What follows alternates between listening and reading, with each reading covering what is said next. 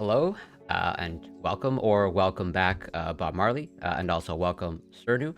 Thank you so much for passing by. Always a pleasure. And thank you, Bob Marley, for repassing by. Also, always a pleasure. Had a great workout stream earlier today. As always, good workout, good stream. And yeah, now I'm back with definitely not workout stream, at least not for the body. Maybe the brain, but I'll leave that up to the audience. I make no guarantees. But yeah, there's a couple of things that I want to cover. I guess the main topic will be some research about, social media and its effects or not on mental health. There's definitely a lot of, stories and research out there.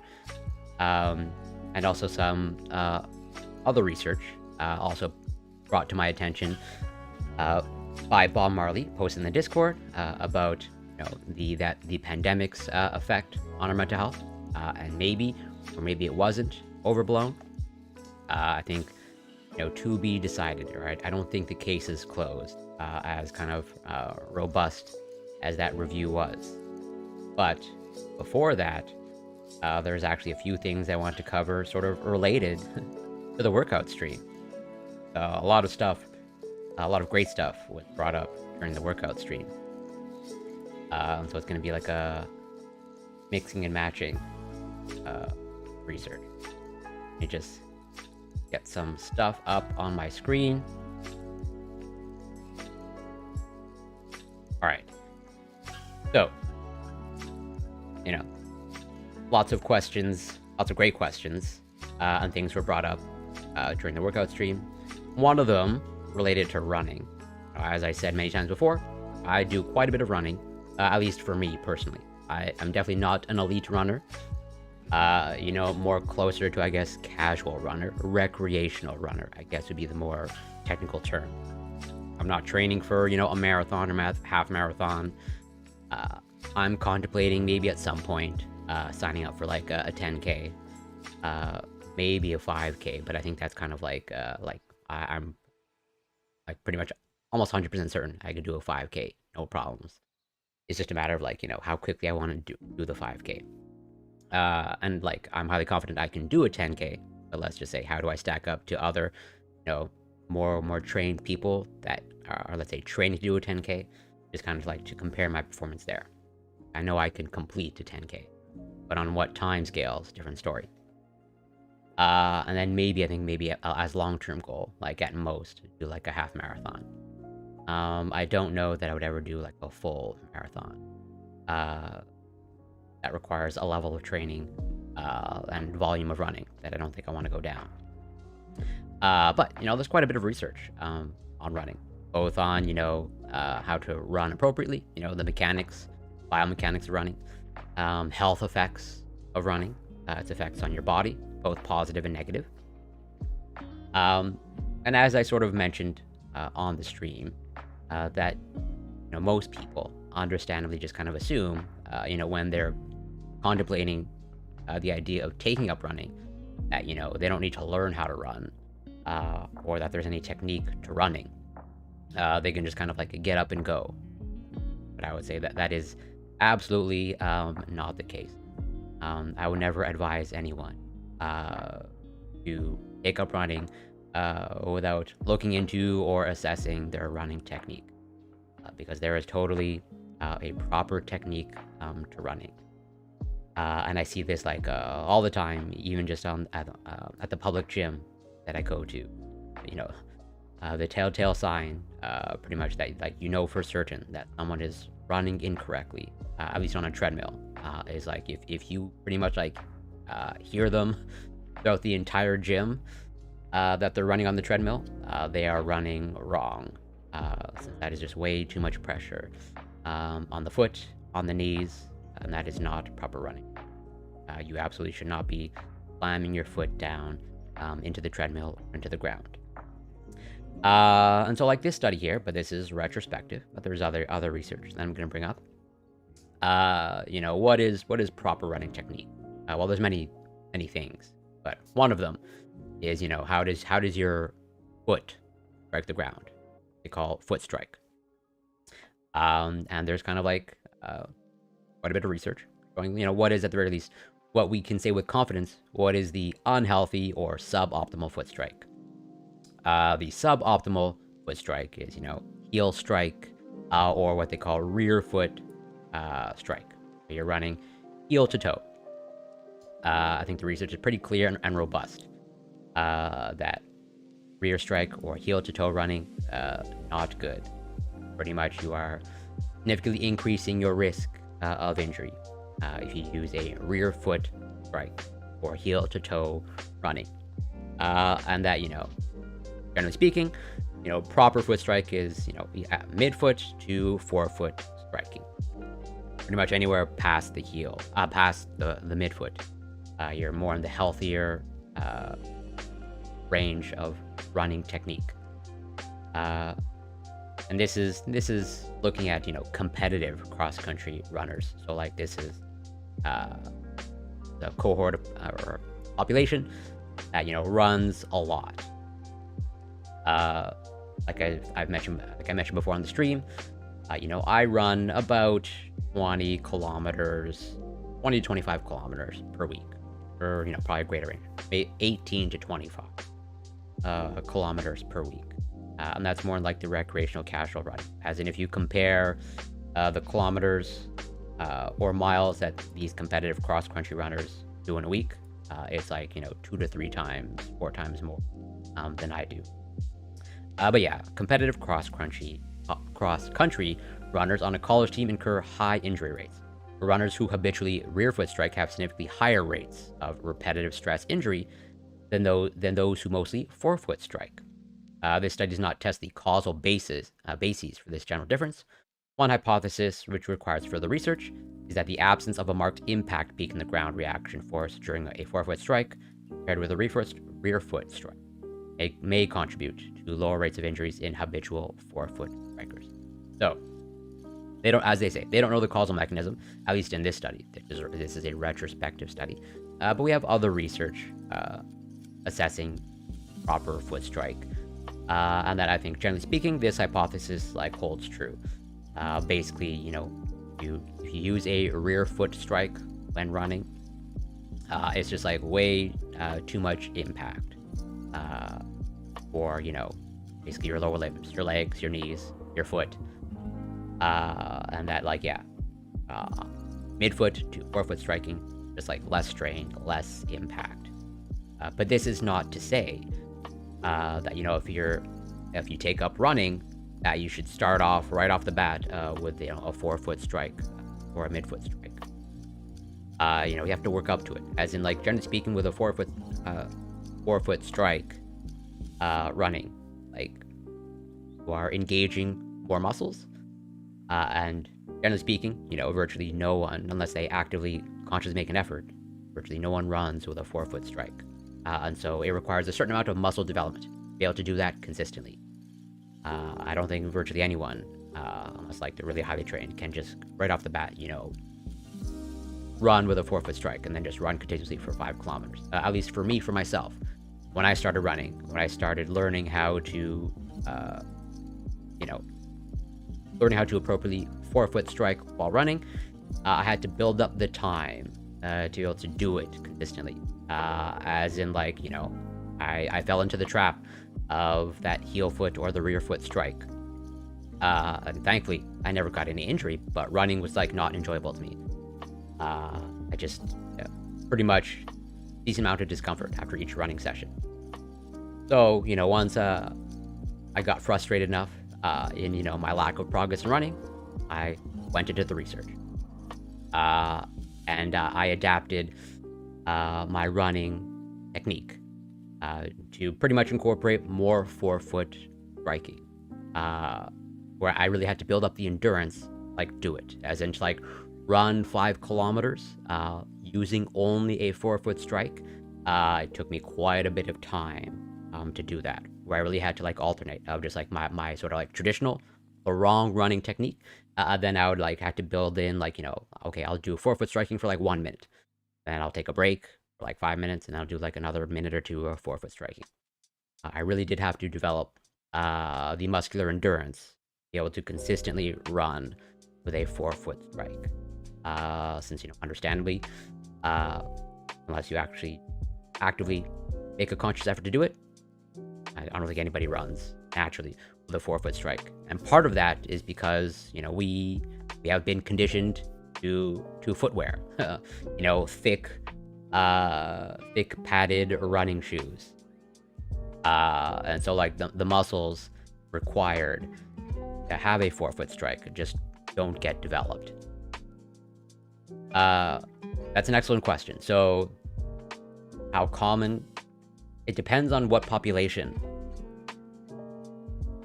that you're assessing. As they say here, okay, competitive cross-country runners on a college team incur high injury rates.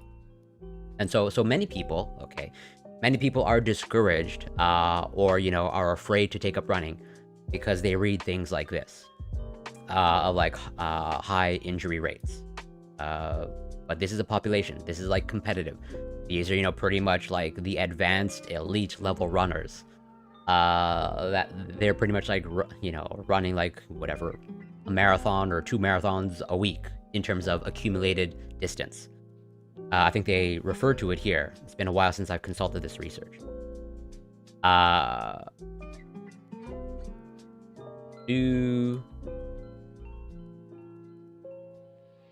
Yeah, so they Female subjects ran 6 to 8 kilometer races, okay, and male subjects 8 to 10 kilometer races. So these are the races. This is a competitive aspect. But if you look in terms of like their training, yeah, on track, like they pretty much like accumulate a lot of like mileage or kilometers per week. Their training. And so it's pretty much like a repetitive chronic use injuries that you see that is driving the high injury rates in this competitive population. Like they're doing it for sports, for competition. But if you look, okay, at more recreational runners, which is, I would say, basically the category that I fall into, technically speaking, even though, you know, I can run well, I can run for long distances. I think more than whatever the average person. But I am not a competitive runner. And so if you look at that particular population, so the ones who are recreational, then it's a pretty much lower rate of injury. I mean, you could think of it this way. Like, it's a repetitive motion. Like, you are literally doing tens of thousands of the same movement. You know, striking your feet against the ground. Tens of thousands, if not hundreds of thousands of times per week. And so, like, that amount of use, in, like, that amount of time, like, it's virtually inevitable that, yes, some sort of repetitive use injury will set in when you're training in that competitive environment. But if you're in the recreational category of, like, you know, appropriately dosed running, as in you're running, my goal, I run for health. So if you run with the concept of health and you don't overdo it, then the rates are low. Like, you could think of it this way, of like, if every training session, let's say strength training session, you are always doing bench press, where, like, to the point that you are literally doing, you know, thousands of reps of bench press per week, then injury will set in. It's almost inevitable. If you put it in that context, like, you know, you can say that, you know, competitive bench pressers would also accumulate high rates of injury. But given the fact that, obviously, you know, virtually no one trains for the bench press in thousands of reps per week, because you don't need that endurance. You know, it's in the context of strength training, so it's typically, you know, lower volume, as opposed to here with competitive runners. Like, they explicitly need to train with high volume, where, again, they are doing the same motion, moving their feet in the same pattern for pretty much literally tens of thousands, if not hundreds of thousands of reps. And so, yeah, injury in that context is inevitable, or virtually inevitable. But I would never want to discourage anybody from running if they want to run for health. If anything, running, I would say, is like one of the best sort of exercises that you can take up if you dose it properly. One of the reasons why I say that, I will get to. And as they say here, this covers also, like, foot strike and footwear. Where, like, yes, when running in a standard shoe, peak resultant and component instantaneous load rate were similar between foot strike patterns. However, load rates were lower when running in minimal shoes with a forefoot strike, compared with running in standard shoes with either foot strike. Therefore, it appears that footwear alters the load rates during running, even with similar foot strike patterns. And so, like, they're saying that there might be some advantages to running with minimal shoes, okay? But again, and also they even also explicitly say with that forefoot strike. But I personally would never recommend that if someone wants to get into running, they start off with minimal shoes. Just because, like, you need to build up to that. You need to develop the endurance and the strength not only run with minimal shoes, but to run with minimal shoes with a forefoot strike. Just same principle, progressive overload. Even though the appropriate technique for running is, a midfoot to forefoot strike, you have to build up to that because it's pretty much been deconditioned out of you. And this is, reproduced over and over, as they sort of say here. The longer term effects of minimalist shoes on running performance, strength, and bone density. Where it's like, pretty much in this study here, okay, this is a 20-week follow-up study, like they train people to start running in minimalist shoes. As in, they don't just go right off the bat of like, minimalist shoes. It's a slow transition from, kind of like your traditional running shoes to minimalist shoes. As they sort of explicitly say here, after greater improvements with minimalist shoes during the initial 6 weeks of a structured training program, increasing minimalist shoe use from 35% to 100% over 20 weeks. When runners use their own preferred training program, did not further improve performance, running economy, or alter running biomechanics and lower limb bone mineral density. Minimalist shoes improved plantar flexor strength more than conventional shoes in runners with greater weekly training distances.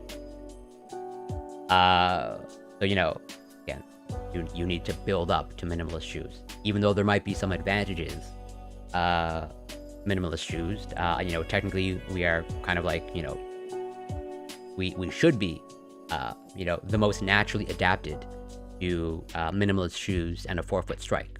But again, given the way that we've been conditioned and that, we wear shoes and, most people don't run, at least not on any regular basis, then you need to build up the proper technique and you need to build up to using minimalist shoes. And another reason why I would recommend running as great exercise, because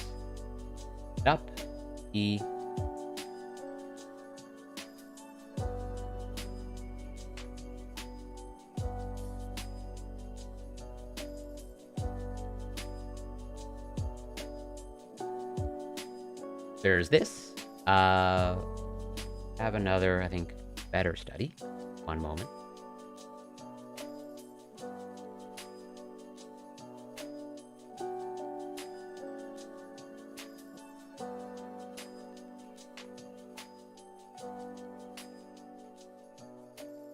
I gotta search.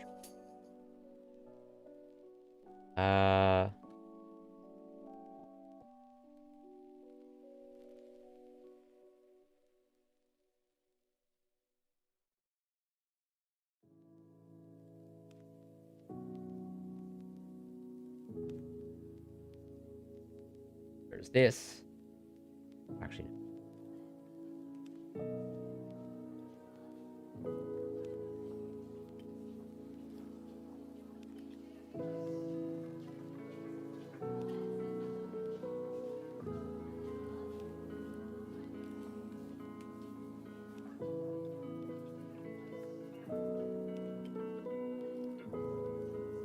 this one as well. Okay.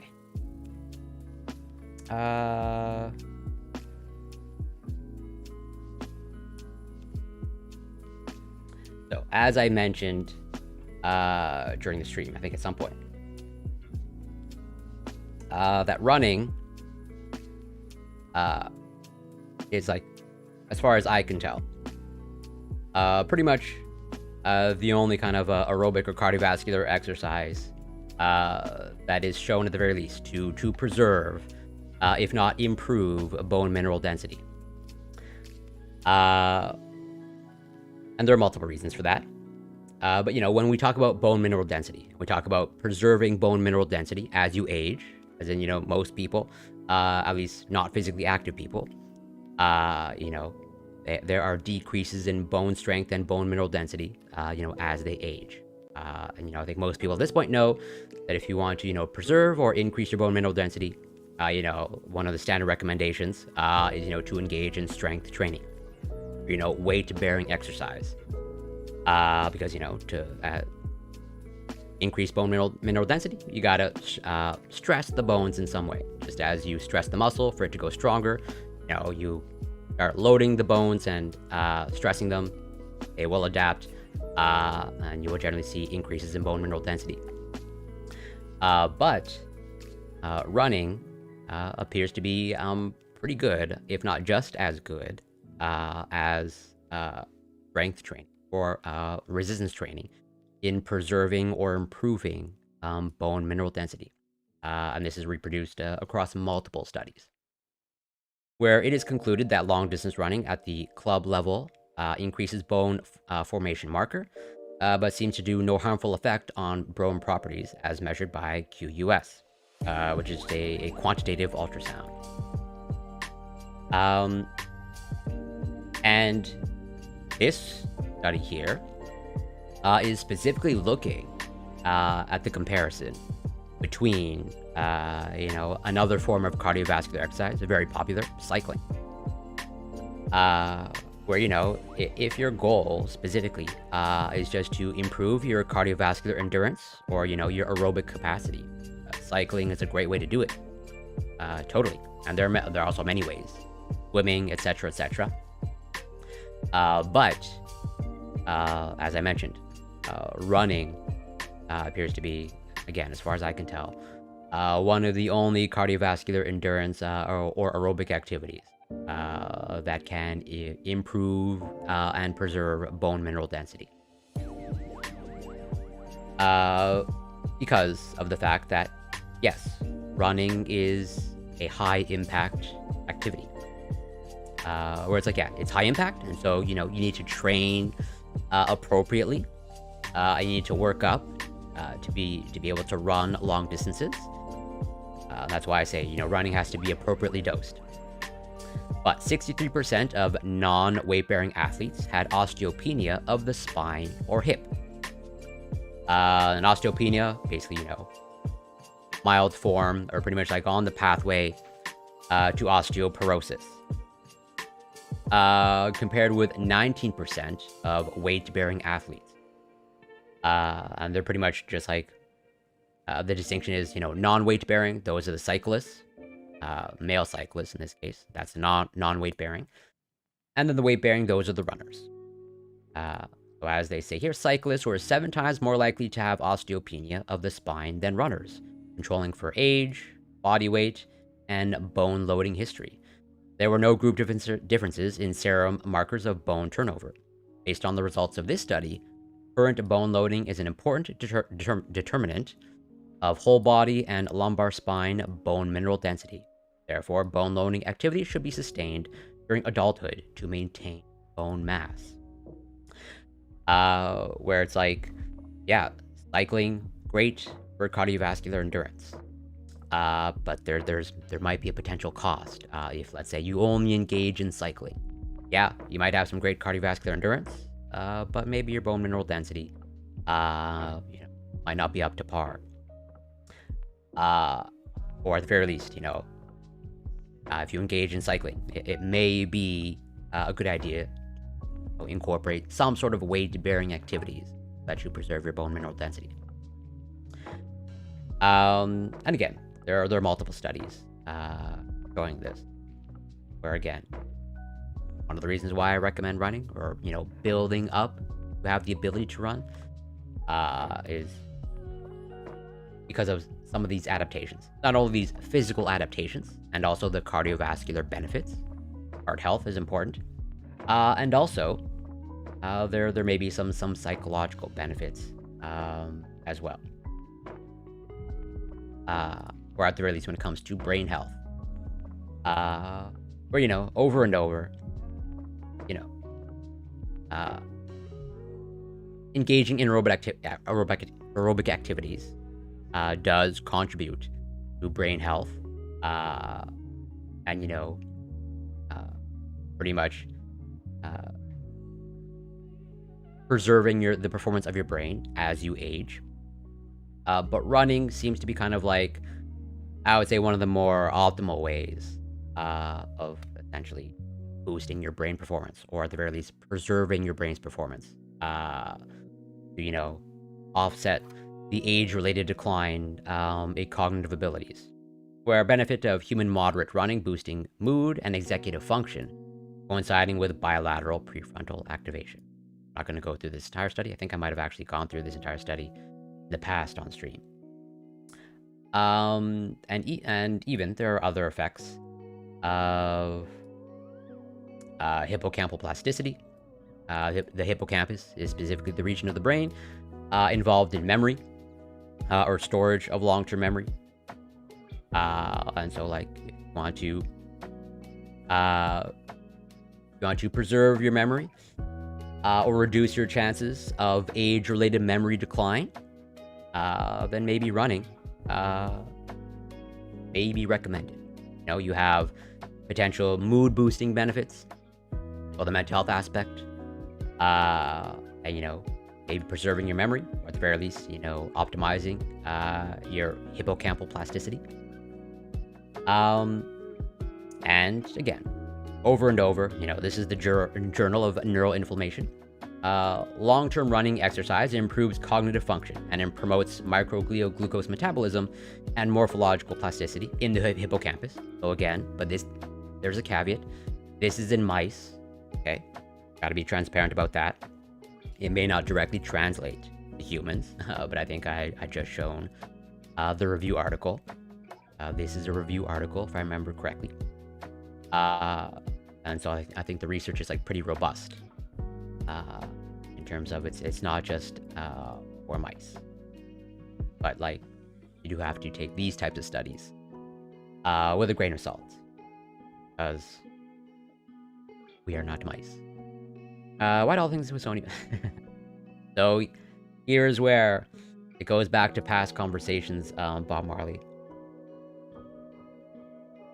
where, you know, the guiding principle of engaging in activities that you enjoy. That's an overall good guiding principle. That's generally the guiding principle that I go by myself. Of like, if I don't enjoy something, I'm less likely to engage in it. But then what do you do if, like, you know, there is something like, for example, running, where running might have some unique benefits, and yet you don't enjoy running? That's why I asked the question of like, can you learn to like something that you don't initially enjoy? Basically, can you fall in love with something that you didn't enjoy in the beginning? I would say that actually describes my relationship with running. You know, this is why I have quite a bit of research on running, because I think I mentioned just earlier before of like when I first started running, it was kind of like a miserable experience for me. It was not enjoyable. I had to find out why. You know, you can see when I've added this research. Goes back to at least 2019. But this is just when I added it. I dove into the research way before this. So like I didn't just recently get into this research. As you can see, I added this in 2019. Oily Olive, welcome. Thank you so much for passing by. And I will save that. If you can let me know how long it is, that'd be great. Or roughly how long it is. But so running is fun. So it's fun for me now. Okay, now I enjoy running. Now I would say I have fallen in love with running, where it was like a miserable experience before. Now it's an enjoyable experience. Okay, so I've turned something that I didn't enjoy to something that I do enjoy. Okay, and I'm not saying that I can do this with everything, but that is the conundrum. That's kind of like the situation that I posed to you, of like, you know, what do you do when it's like, oh, this is beneficial for me, and this unique thing is beneficial for me, and yet I don't enjoy it. Is there a way to turn that thing that you don't enjoy into something that you do enjoy? Maybe it's something like, you know, you just have to be, you know, distracted with a movie as you're running. I personally wouldn't recommend that. But that's why I specifically asked that question, of like, okay, if you don't enjoy it, sure, that's valid. And I generally, again, have the recommendation of do the things that you enjoy. But then sometimes you got to ask yourself the question, well, can I learn to enjoy this? Can I condition myself to enjoy it? Or is there some way for me to turn this unenjoyable thing into an enjoyable thing? Okay, I will likely save it for the end, Oily Olive. If I forget, remind me, but I'll do my best. But you know, it's super interesting, right? Because I mean, it's like saying right here that it can boost your mood. That there are clear psychological and cognitive benefits to running. And yeah, unless playing football, and it may just be as simple as that, right? That's totally fine. Like if you're able to regularly engage and play football, like that's a great thing. The only problem is, or at least a potential problem, is like, well, what if, you know, the group of people that you were allowed to play football, you know, they decide that they no longer want to engage with it. You know, basically, at least for me, I generally don't like to rely on other people, at least for when it comes to physical activity, as in like, you know, I want to be kind of like intrinsically motivated, so to speak. Of like, you know, I don't want to have to. Same thing with like working out. If someone wants to work out with me, that's totally fine. But I generally I shy away from workout partners, and I don't need workout partners to keep me accountable because I can hold myself accountable. And so that is, let's say, one of the potential pitfalls of, let's say, if it requires you to play football in order to enjoy running, well then, what do you do if, you know, your football group dissolves, or, you know, you got a string of bad weather, etc., etc. Absolutely, running can be fun. If you build up to it, if you dose the running appropriately, and well, that whether that's a good thing or a bad thing that they speed you up, let's say, that's an open question. But I would say we are almost wired, just as I've said before, we are essentially wired to enjoy physical activity. We are practically wired to enjoy running. What I would say is like, your ability to enjoy running has been deconditioned, or desocialized out of you. As in, like, I would say your baseline state is to enjoy running. And it's only through basically you being deconditioned or desocialized that maybe you now don't enjoy running. I also think it overlaps with you probably, let's say, struggling or finding it challenging to engage in what we call temporal discounting, as in, pushing away short-term payoffs for more longer-term payoffs. Saying no to the ice cream for the longer-term goal of, being healthier or losing body fat, etc., etc. It's all about balance. That's why, like, I asked that question. I would ask you to ask yourself that question of, like, wait, what am I gonna do if, like, there's something that I need to do, or something that's, like, really important, at least for some sort of health and benefit, but I don't enjoy it. Are you gonna, like, go through the arduous trial and error process of, like, trying to find, like, the thing that turns the thing that you don't enjoy into something that you do enjoy? Or can you learn to fall in love with something that you don't enjoy? I'm not saying I have the answer, but I do think that, generally speaking, there are ways, like, fall in love with a process, fall in love with something that you don't enjoy. I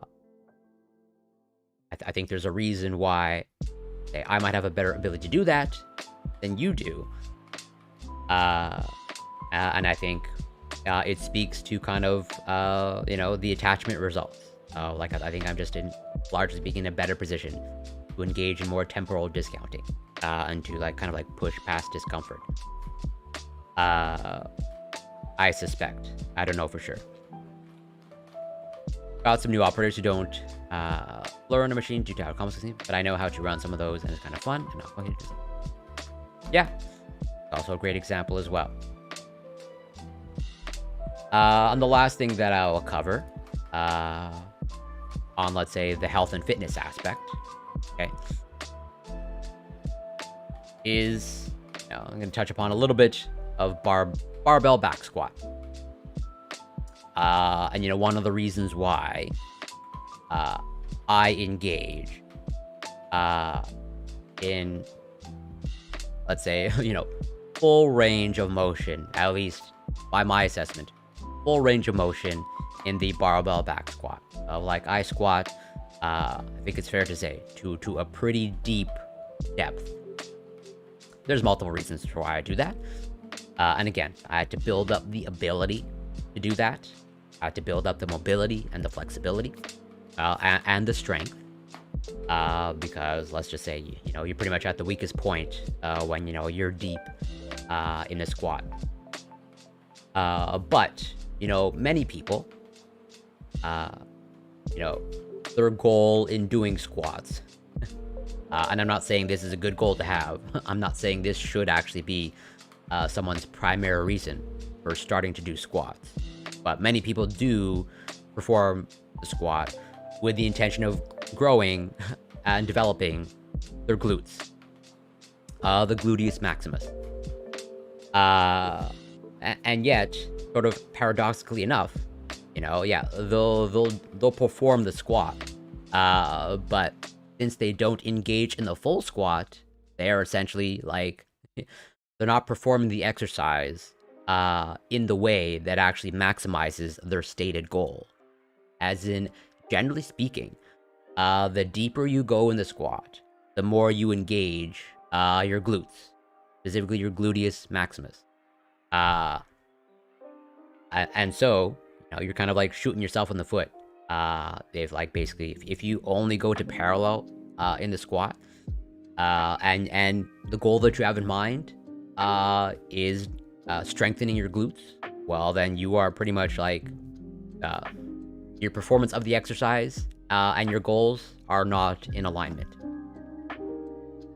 Where like this study here, okay, the effect of back squat depth on the EMG activity of 4 superficial hip and thigh muscles.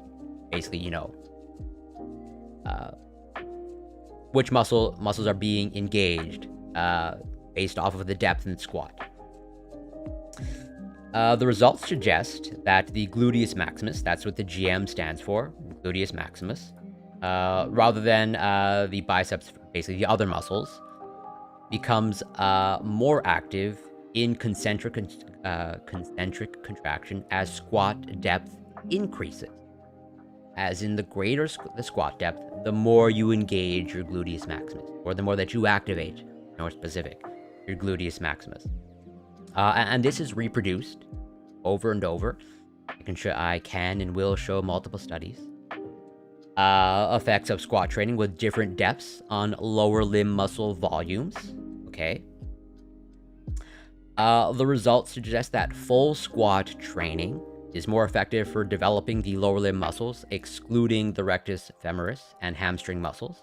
So as they say here, the volumes of adductor and gluteus maximus muscles significantly increased in full squat training.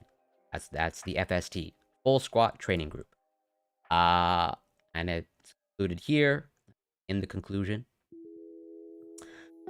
Based on the results obtained for the gluteus maximus and adductor muscles, full squat training will enhance performance during sprinting and jumping compared with half squat training, since the capability of hip extension is important for performance in various sports. Taking the safety of subjects into account together with the present results, full squat training may be suitable for equally developing the lower limb muscles, except for rectus femoris and the hamstring muscles. So it's like, yeah, if let's say your goal is to like work your hamstrings, and let's say the rectus femoris, and the biceps femoralis, BF, then like, you know, going to parallel in the squat, totally fine. Okay.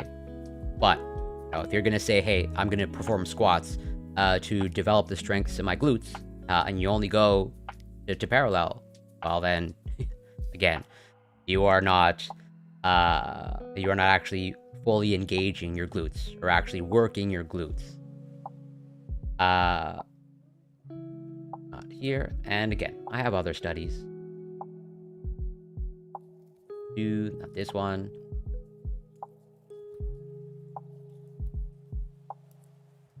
I had it open, but I guess not.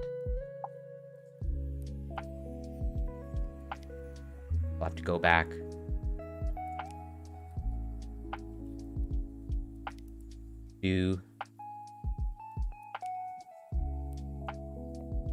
Right. So this is a review. A brief review. Muscle activation in the loaded free barbell squat. A brief review. This is in the Journal of Strength and Conditioning Research. A pretty respected and noteworthy journal. Let's say the strength and conditioning world. But yeah, as in this section here on squat depth, Pietrozzano et al., so this research group, used a load of between 0 and 125% body weight because of the difficulty of standardizing the load across the 3 depths, and found that activation of the gluteus maximus increased with the increase in squat depth. Increased muscle activation with squat depth was only found in the gluteus maximus in the full squat, compared with 17% in the partial squat. So again, you know, if you just simply want to, you know, work your quads and, you know, still want to develop some, you know, lower body strength, going to parallel, like, probably fine, okay? But, like, again, if your stated specific goal is to, like, work your glutes, and you want to, which many people, I'm not saying, like, this is a good goal to have, but many people, you know, specifically trained or, you know, perform a barbell back squat with the specific intention of like developing their glutes, and yet they don't go through the full range of motion, and so it's like, well, what are you doing? Where it's like, yeah, as they say here, a range of squat depths are used practically. However, it is generally believed that a squat depth to parallel is most effective for improving athletic performance. Yeah, because, like, you know, is it really super critical to, you know, have overdeveloped glutes? No, probably not. But again, some people have this goal. All I'm just trying to draw attention to, like, hey, your goal is to work your glutes, and you want to use the squats to do that. Well, then do better squat to depth. Did I told you about the axe shot?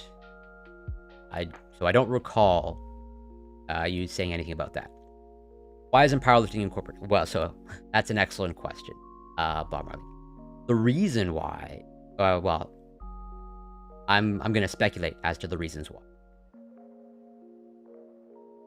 I'm not gonna say I know the actual answer. Obviously, I can't speak for the entirety of powerlifting, but I would say one of the reasons why is because, you know, they have to standardize it in some way. And, you know, I would say one of the easier ways to standardize it is just by going by, I think what they go by now is like your hips basically have to, whatever, go to your knees or slightly below, basically anywhere to your knees. The hip joint has to go to or past the knees. But then if you're going to go to the full squat, well, then it comes like how full, you know, is it like, does your butt have to touch the floor? You know, it becomes more difficult to measure.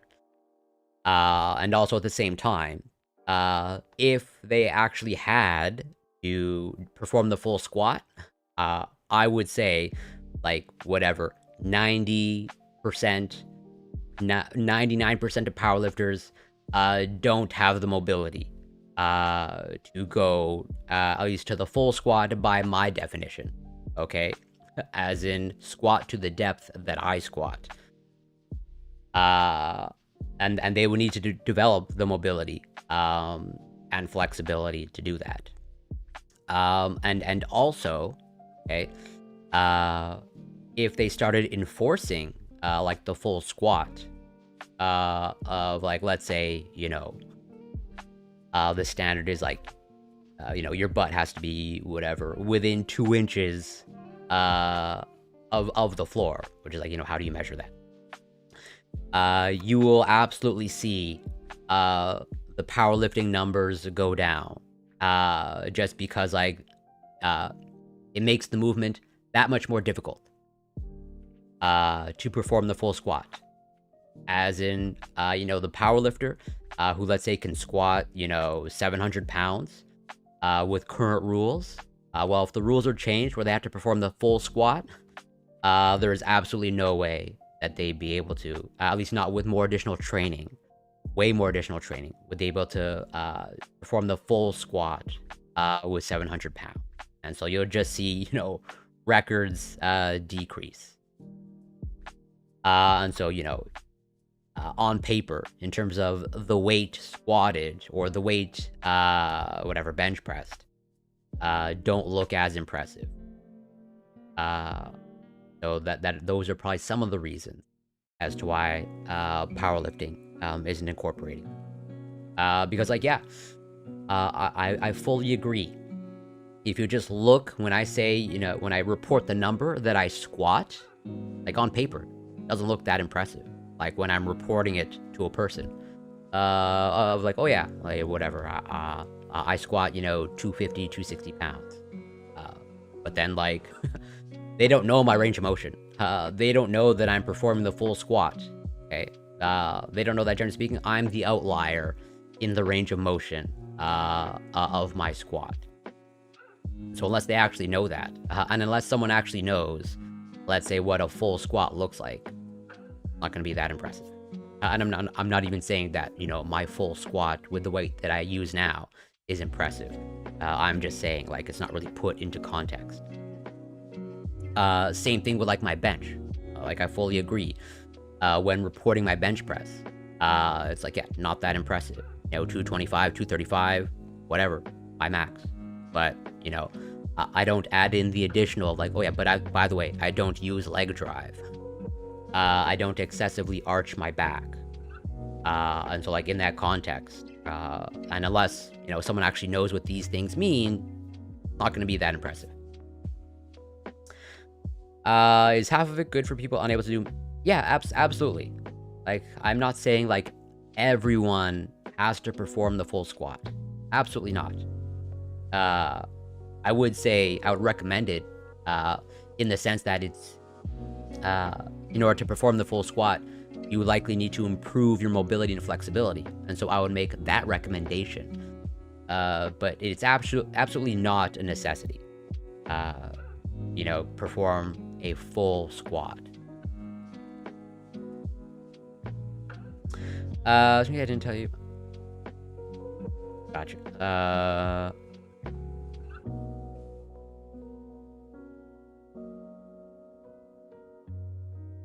I stopped machine after 5 seconds. After it happened, when I realized it was my machine. Later, while. Yikes. I'm hoping nobody was seriously injured. And I hope you're okay. But that's the way this is being described. Sounds pretty scary. Yeah. Like I was saying, basically, Bob Marley, if you ever encounter someone who says, oh yeah, my goal for the squat is to, develop my glutes, and you see them perform the squat and they only go to parallel, you better call them out in a lighthearted, friendly way of like, hey, by the way, you're actually, not working your glutes with the way that you're performing the squat. Yeah, but that's why I find, these things funny, so to speak. I think, whatever. I think that's why it's really important to consult the research. It's again, whatever. I've trained people, I've coached people in the past, but largely, generally speaking, these are women. And I've definitely encountered, other women, who it's like, yeah, whatever. I want to grow my glutes. Obviously for aesthetic purposes. And then I just see them perform the squat, and they're only going to parallel.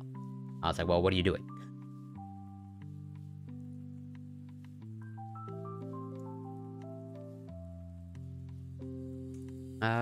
All right.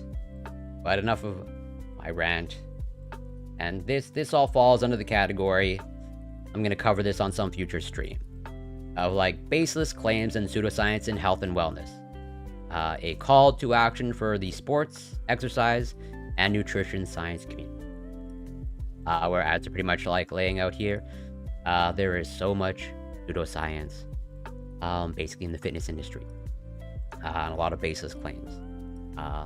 That's one of the reasons why, kind of moved away from it. Maybe I'll get back into it.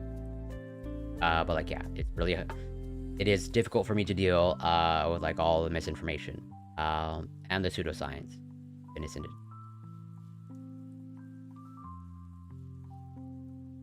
So we're gonna get into the main topic in the title of my stream: social media and mental health. So,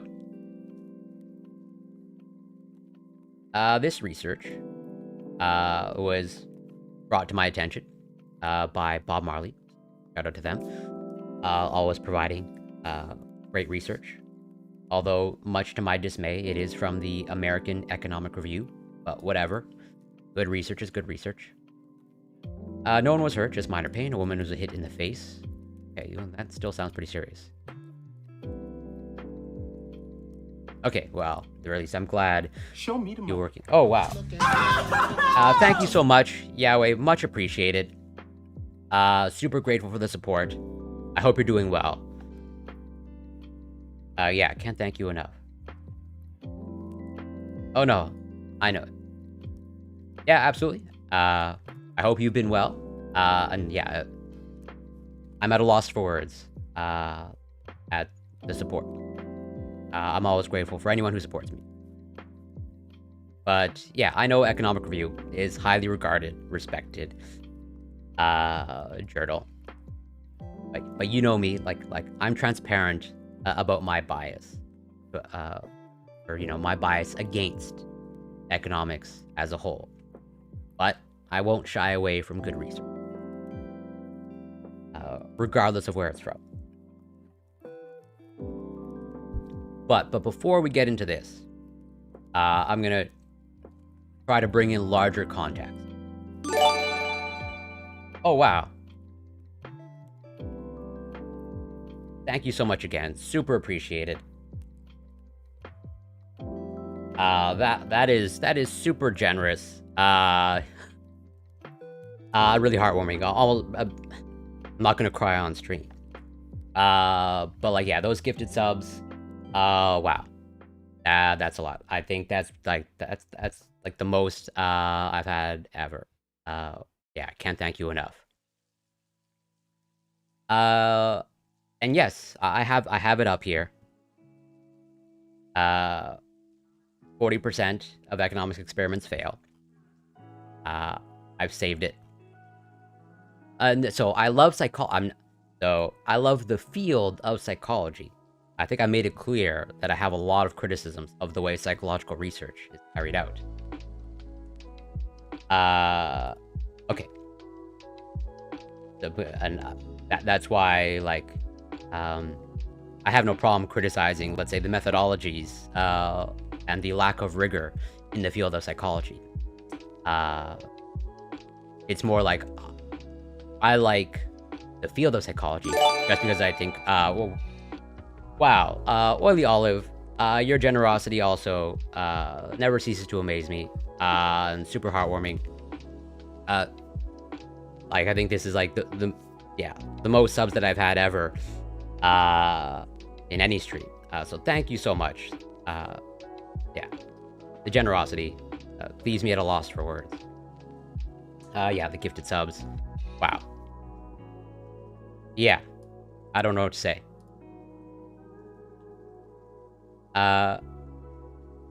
So this is a Substack. This is Jonathan Haidt's Substack. And well, shout out to Smite Knight actually.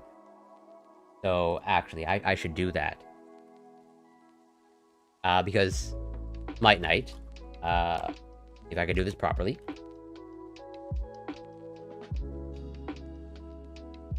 Fellow streamer. We recorded a podcast about 2 weeks ago. And I think they're in the process of editing it.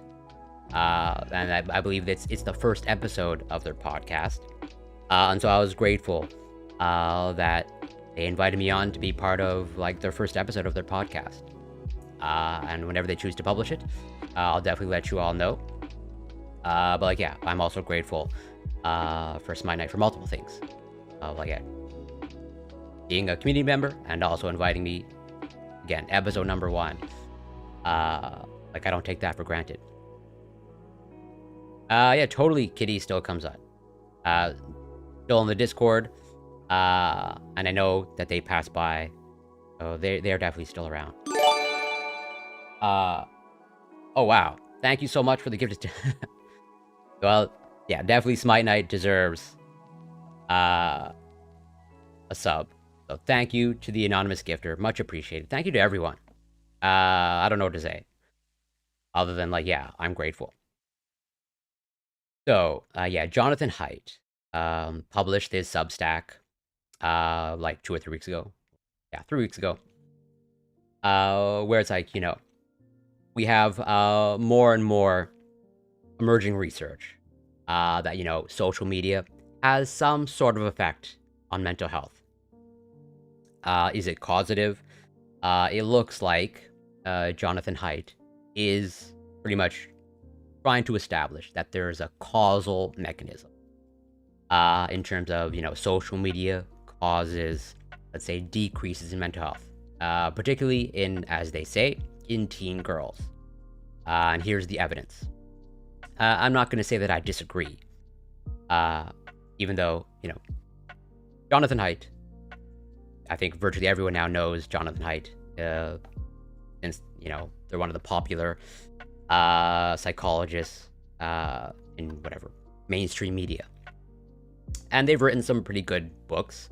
You know, The Coddling of the American Mind. There's definitely some good in there. And, you know, they are a, you know, fully credentialed, you know, doctor in psychology, social psychology. You know, I have my gripes with the social psychology field as a whole. And I definitely have a lot of criticisms towards Jonathan Haidt. I definitely don't think he gets everything right. But, you know, who am I to question such, you know, a credentialed person? A credentialed and popular person. But I could even go into the literature and show other researchers criticizing Jonathan Haidt, where his whole moral foundations aspect, totally, there's some credence to it. Definitely has a lot of explanatory power.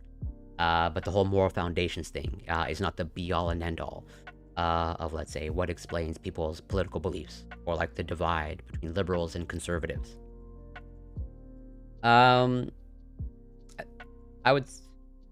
I think he's only conservative in the sense that, you know, he pushes back against the woke mob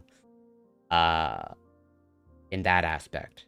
But I think on the whole, he's not conservative. As in, I think pretty much he's only controversial to leftists, since, you know, Jonathan Haidt is basically a liberal, at least in my mind, basically liberal. So a big story last week was the partial release of the CDC's biannual Youth Risk Behavior Survey, which showed that most teen girls now say that they experience persistent sadness or hopelessness, up from 36% in 2011. And 30% of teen girls now say that they have seriously considered suicide, up from 19% in 2011.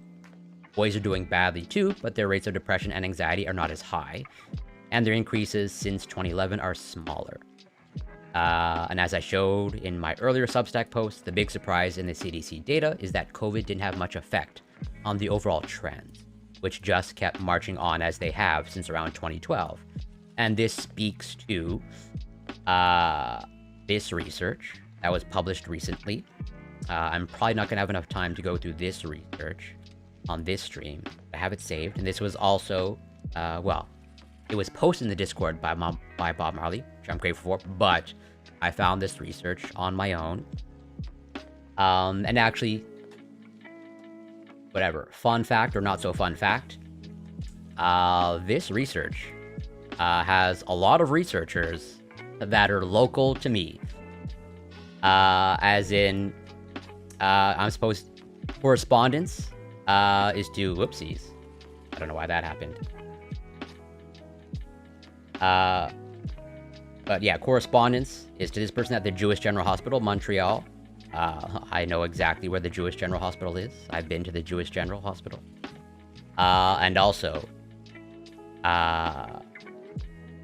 if you look at all of the affiliations of pretty much like everyone involved, it's Department of Psychiatry, McGill University.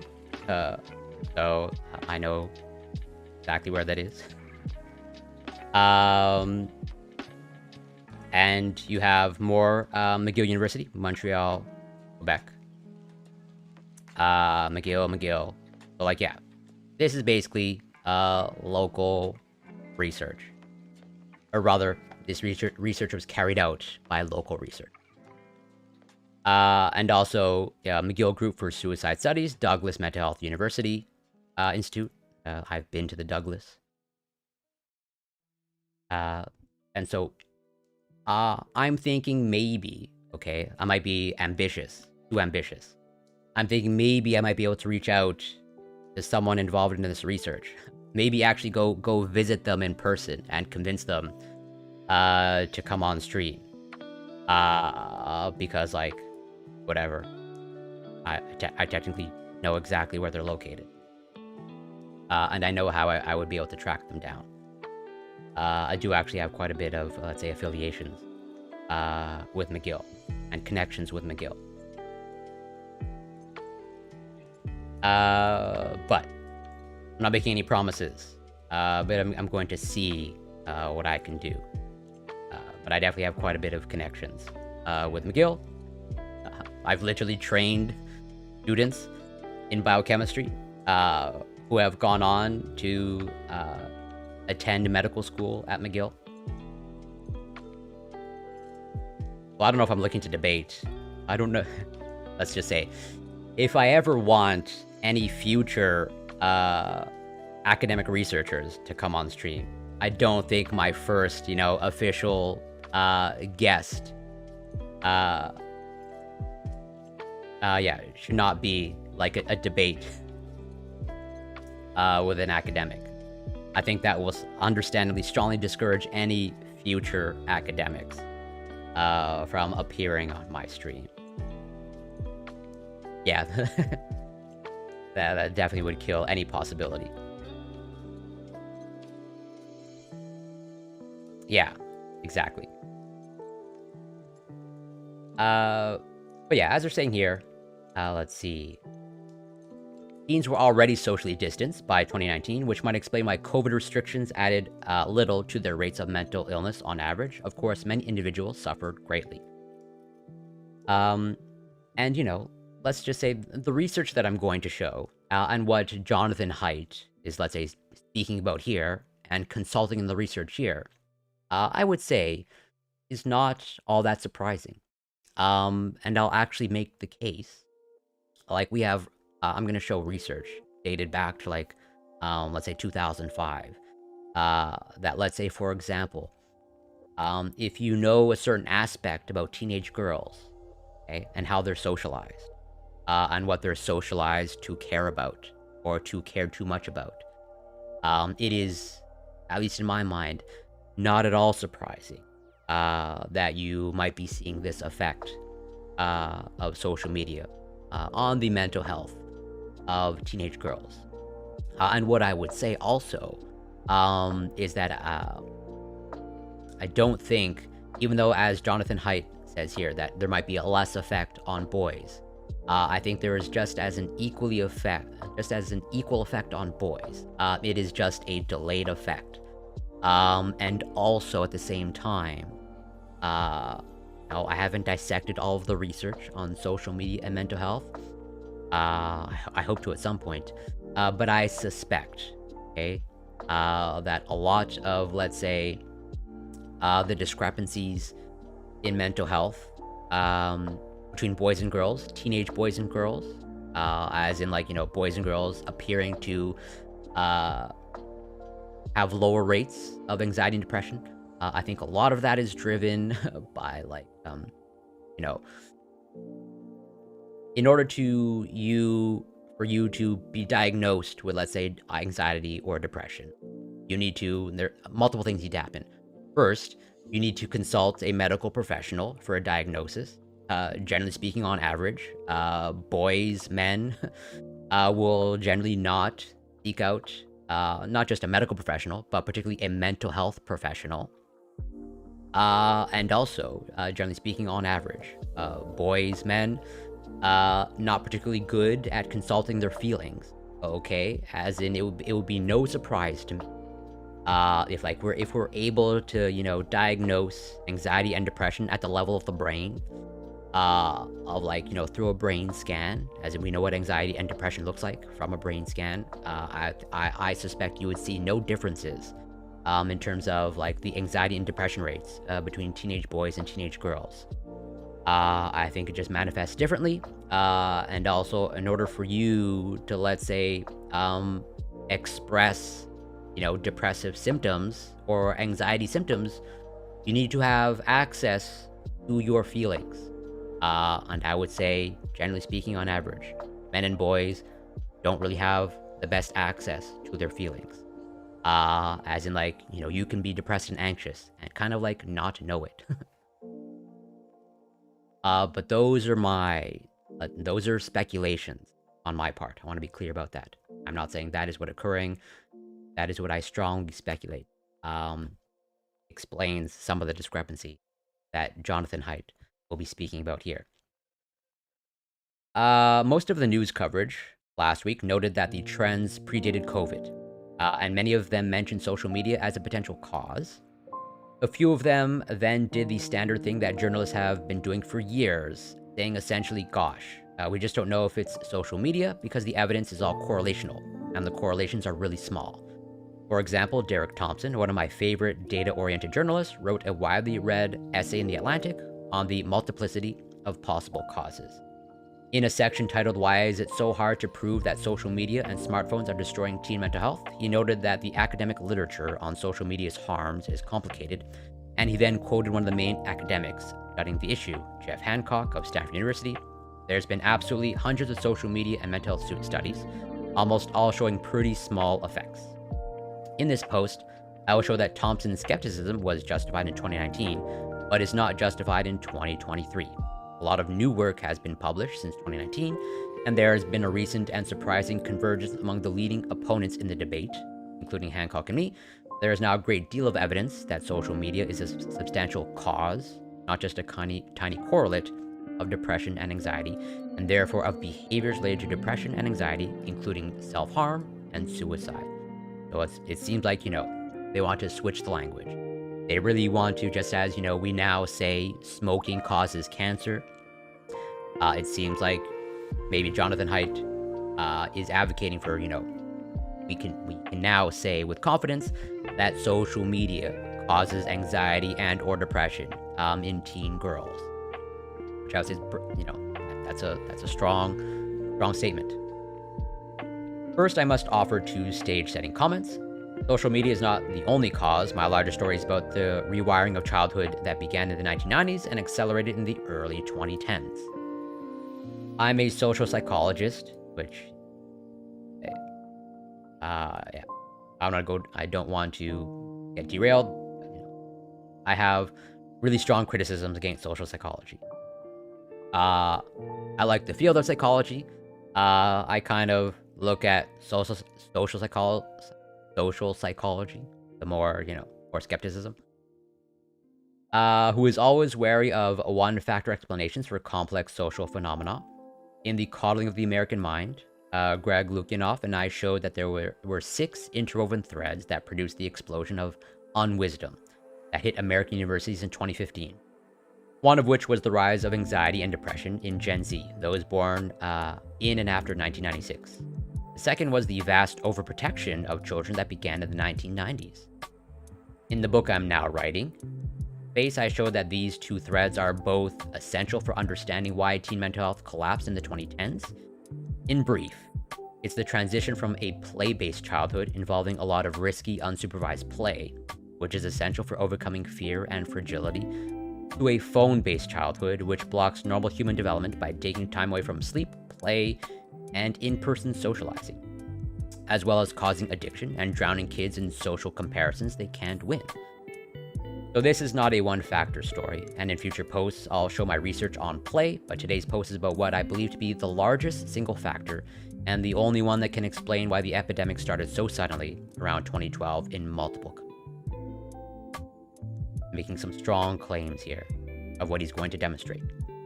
I don't necessarily disagree that for sure, like this phone-based childhood, I have, my own concerns. Not only do I have my own concerns about, how does children's use of, let's say, screens and phones affects them and their, psychological development, their brain development.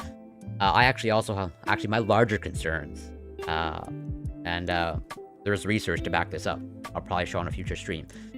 I kind of have larger concerns about the effects of screens and phones on parents, and let's say the attention to their children. This is kind of like a phenomenon that I observe, or rather that starting from observation, I then went into the research of like, has anybody done research on this? Turns out there has been research on this. So what I've observed of, let's say, the parents around me, it's like, smartphones are ubiquitous. I have one. And I observe now, from at least with some parents, that their children are competing for their parents' attention. As in, they're specifically competing with the phone for their parents' attention. As in, like, the parent is like looking at the phone, and like the child is like trying to get the attention of the parent. And like, I ask myself that question of like, what is the effect, if any, of like, hey, this child is pretty much like getting the kind of like implicit messaging, like that this phone is like more important than me, or like I need to compete for my own parents' attention. And I had concerns when I was asking the question of like, oh, this might have some sort of detrimental effect on the development of the child, like if they have to compete for their parents' attention. It's not just as simple as crying. They need to overcome that barrier of like, this parent is now like, their attention is just like being sucked into this screen. And lo and behold, there actually does appear to be some research on this. Not a lot, at least not as far as I can tell. But there appears to be like some emerging research. Just to highlight it, this is a known phenomenon, but not in the context of parenting. But it's a known phenomenon in, let's say, social interactions. Of like, there's a reason why I asked this question. Because like I asked this question even between people and friends. Of like pretty much, snubbing someone with your phone. I think we all have the experience of like whatever, you're out with friends, or you're like out on a date, whatever, and you're sitting at the table and like your phone is like right next to you. And so like you're almost like competing for whoever's across the table from you. You're competing for their attention. And turns out that has detrimental effects on how the quality of the social interaction. As in like, if let's say you're sitting at a table with your friend and they have their phone out right next to them, turns out at sort of like an unconscious level, like we don't really like that. We don't like the fact that we're competing for what are supposed to be our friends' attention. As in results revealed that increased phubbing significantly and negatively affected perceived communication quality and relationship satisfaction. And that's why I asked myself that question. Like, hey, if now this child is competing for their parents' attention, I'm curious how that affects their, let's say, psychological and cognitive development. And at least turns out, at least based off the emerging research, doesn't seem to be a good effect. So, the empirical debate has focused on the size of the dose-response effect for individuals, yet much and perhaps most of the action is in the emergent network effects. And actually, on that note, this is pretty much, I was doing this before this research came out. But, when I'm out with friends, or like when I'm sitting, having dinner with friend or friends, my phone is like pretty much on do not disturb. It's off the table because I do make it a point that, when I'm interacting face to face with another person, my phone is not visible. So once you appreciate the extent to which childhood has been transformed by smartphones and social media, you can see why it's a mistake to focus so narrowly on individual level effects.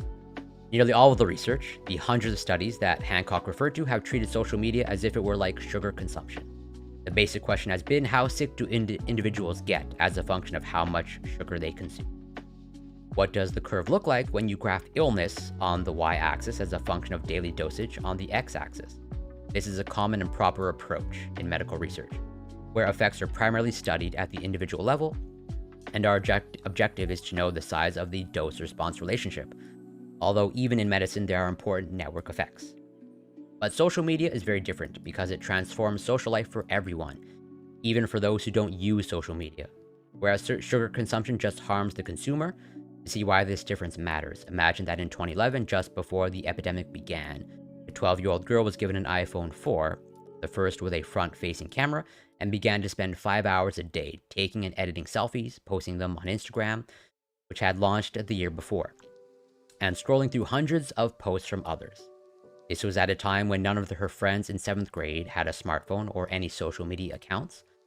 Suppose that Instagram does cause anxiety disorders in a dose-response way, but the size of the correlation with anxiety is smaller than the correlation of social isolation with anxiety.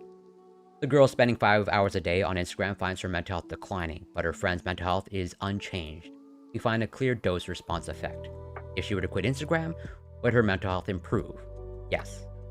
And let's say this alludes to the fact that these effects,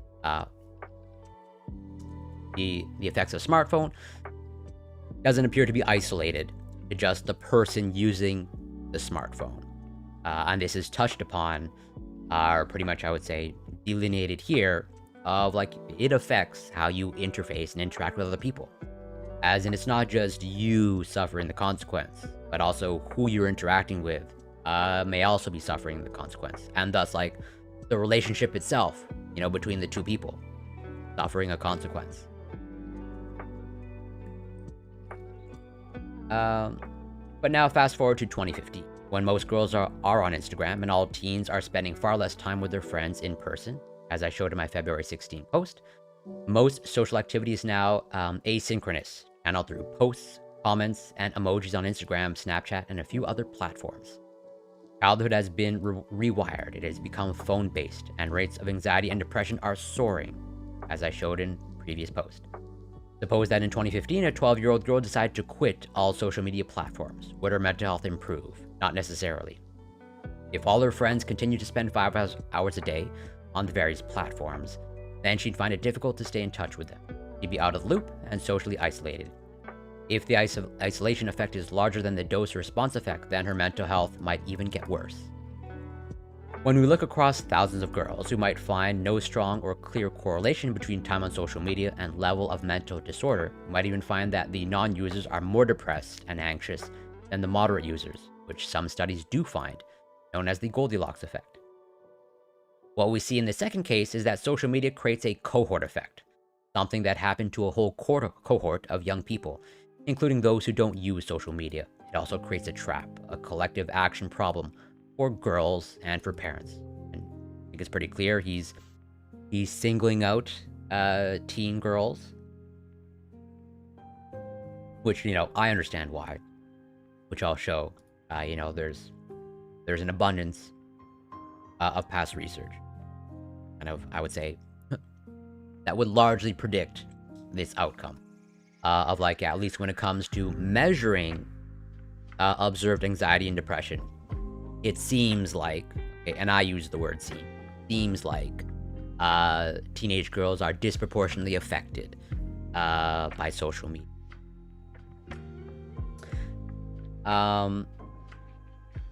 Yeah, each girl might be worse off if quitting Instagram.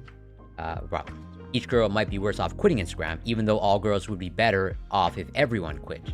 An implication of this analysis is that the correlations we are about to look at probably underestimate the true effect of social media as a cause of the teen mental illness epidemic. But okay, let's take a look. So, the state of the art in 2019. In The Coddling of the American Mind, Greg Lukianoff and I tried to explain what happened to Gen Z. We focused on overprotection, coddling, but in our chapter on anxiety, we included 6 pages discussing the possible role of social media. Drawing heavily on Jean Twenge's work in her book, iGen, the evidence back in 2017, when we were writing, was mixed, though we were appropriately careful, ending the section with this. We don't want to create a moral panic and frighten parents into banning all devices until their kids turn 21. These are complicated issues and much more research is needed. Our book came out in September 2018, and also, I read half of The Coddling of the American Mind. Definitely didn't finish it. Which overall, good book. I think it's a little overhyped. And I would say this aspect of overprotection is overblown. But then again, I only read half the book. I guess I'm not painting a fair picture. So yeah, our book came out in September 2018. 4 months later, 2 researchers at Oxford University, Amy Orban and Andrew, I'm not going to attempt to pronounce that, published a study that was widely hailed as the most authoritative study on the matter. It was titled, The Association Between Adolescent Well-Being and Digital Technology. The study used an advanced statistical technique called specification curve analysis on 3 very large datasets in which teens in the US and UK reported their digital media use and answered questions related to mental health. Tegma, welcome. Thank you so much for passing by, and shout out to you. Let's see if I can do this properly.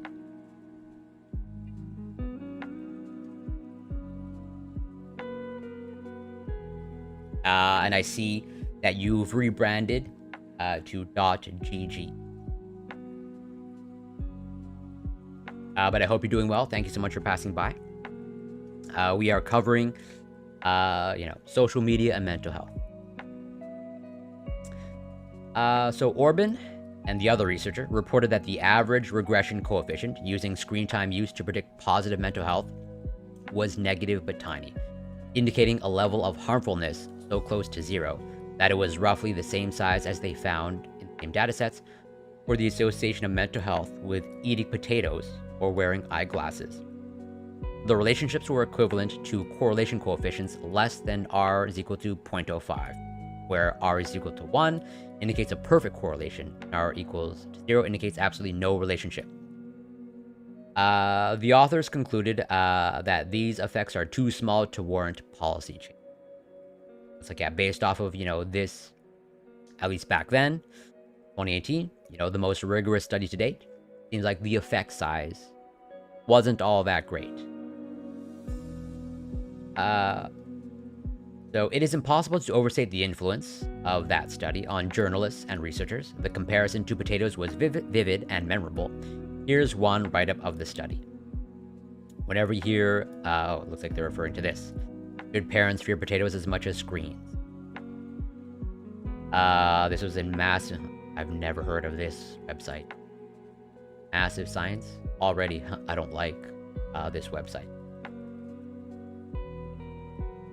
And the real test is, it looks like this, they should be talking about the study, right? I wonder if they link it.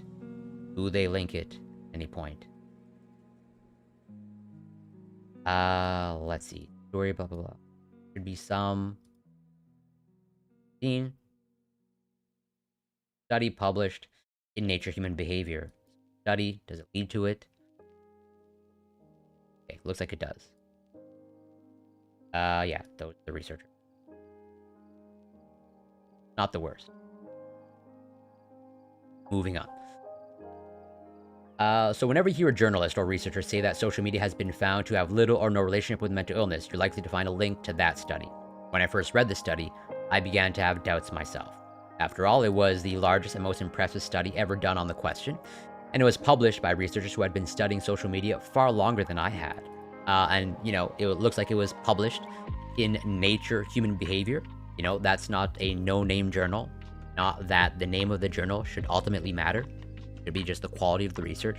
But the reality is, you know, the journal that you publish in, you know, does unfortunately matter. And Nature Human Behavior, that's a respected journal. A highly regarded journal.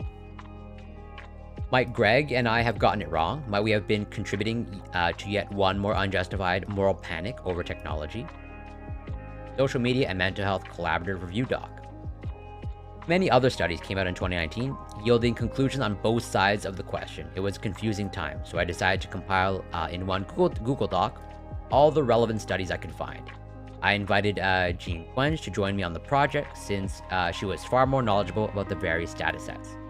We posted the Google Doc online in February 2019 and invited comments from critics and the broader research community. Each section ends with a request to tell us what we have missed.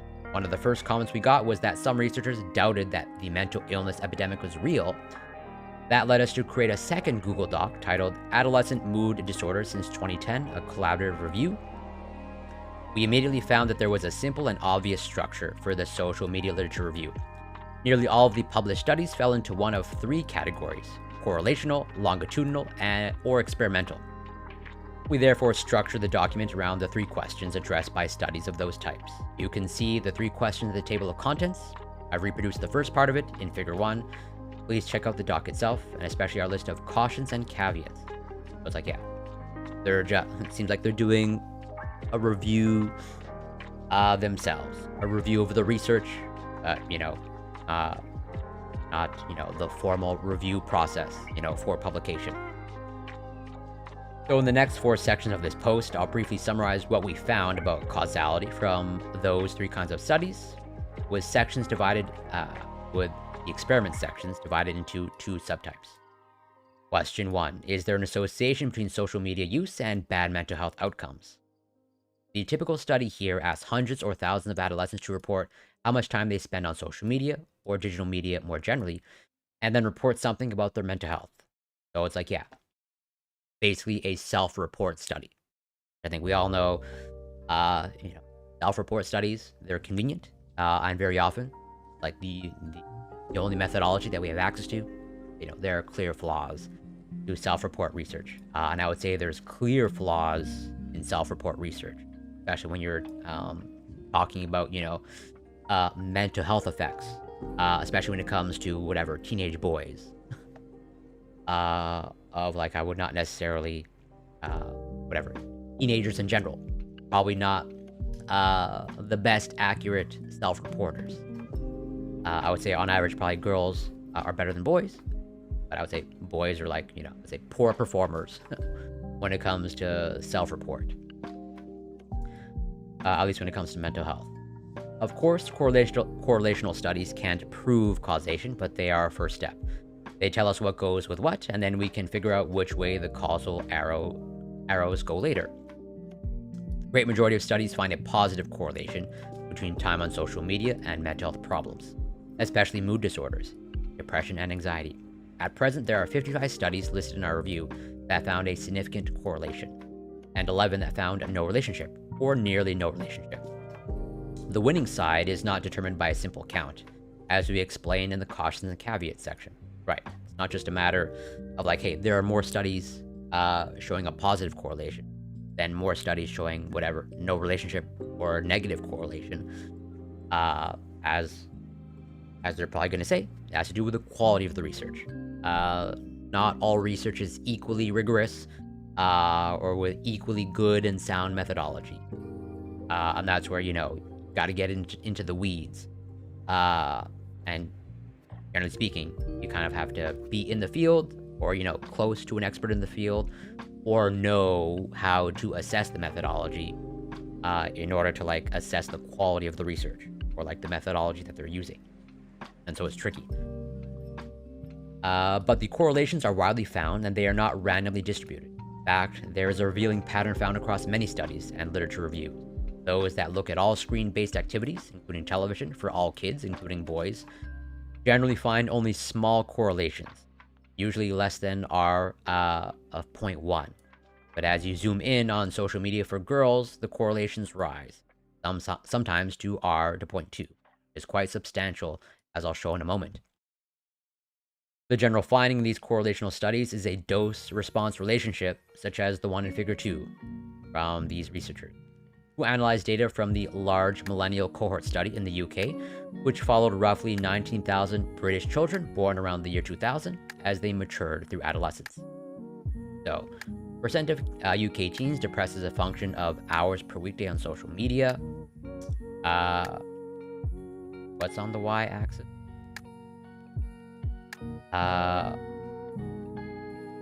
Okay, percent of UK teens depressed. And well, here's where you gotta ask the question, how do they assess depression, right? Were they clinically diagnosed with depression? A doctor saw each one of these individuals and diagnosed them? Or, is it self-report or some other, quick metric? But as they sort of say here, with clinically relevant depressive symptoms by hours per weekday of social media use. It's like, yeah, what does clinically relevant depressive symptoms mean? I don't know. Note 3 features of Figure 2 that are common across many studies. The rates of mood disorders are higher for girls than boys. The lines are curved. Moderate users are often no worse off than non-users. But as we move into heavy use, the lines rise more quickly. The dose-response effect is larger for girls. For boys, moving from 2 to 5 hours of the daily use is associated with a doubling of depression rates. For girls, it's associated with a tripling. How can we square this large dose-response effect with the potatoes find? How can this large effect of social media use on girls be reconciled with the Orban and this other person's study, which also examined the same UK dataset? So yeah, without going further, maybe they'll explain it further.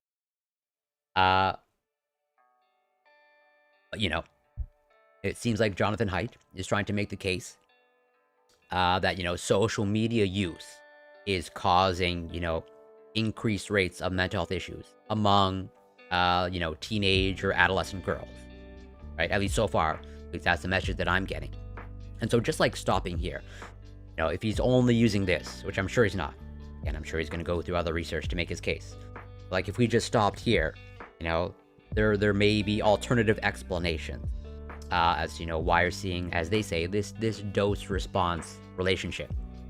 As in, basically, the more you use, the more that, let's say, your presentation of clinically relevant depressive symptoms increases, especially for girls, where it seems to take off pretty substantially after 2 or 3 hours per week. Is this per week? Yeah, it is per week. Per weekday. Sorry. Okay, so this is 2 to 3 hours per day. So that's 14 to 20, 30 hours per week. So, again, if he's just relying on this, which I know that he isn't, this could totally be correlational, right? Which doesn't, as the saying goes, correlation doesn't mean causation.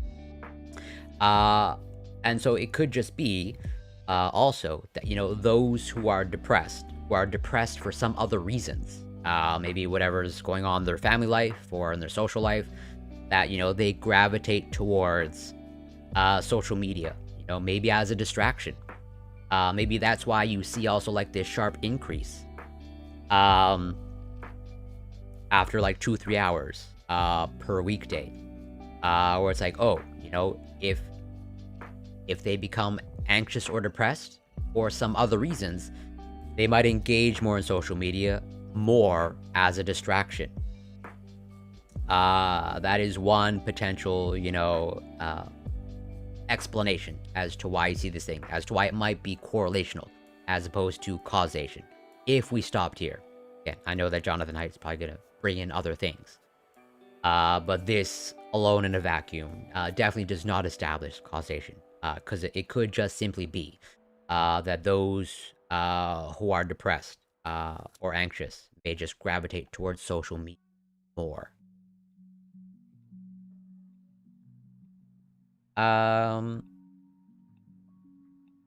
So Twenge and I argued in a published response paper in the same journal that Orban and this person made 6 analytical choices, each one defensible, that collectively ended up reducing the statistical relationship and obscuring a more substantial association.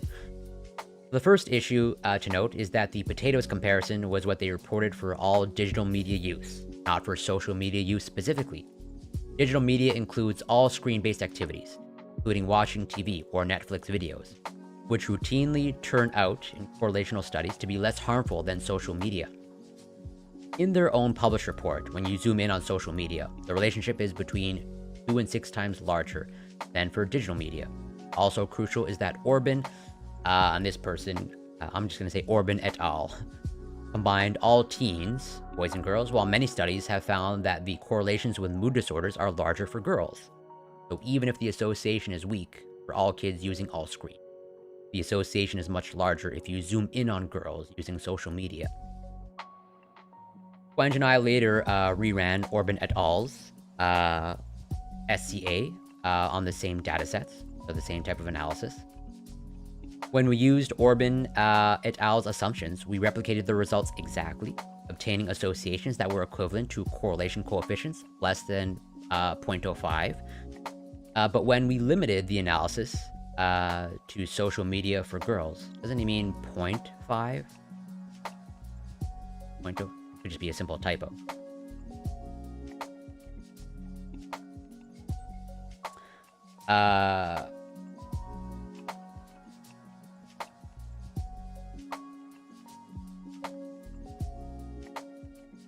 Okay, no, never mind. It is 0.05.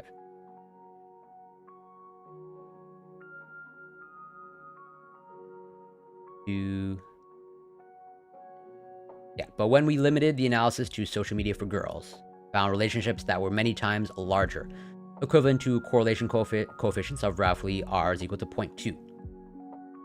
A surprising convergence on the size of the association.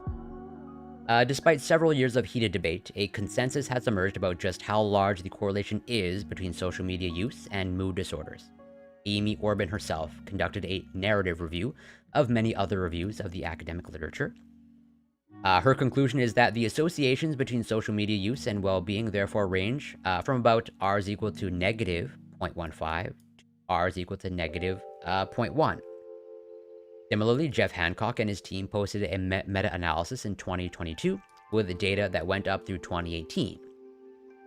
They report very low associations, near zero, of social media use with some mental health outcomes. But when you zoom in on depression and anxiety as the outcome variables, they too report associations between R is equal to 0.1 and R is equal to 0.15. Both studies merged boys and girls together. There is a consensus that the relationships are tighter for girls.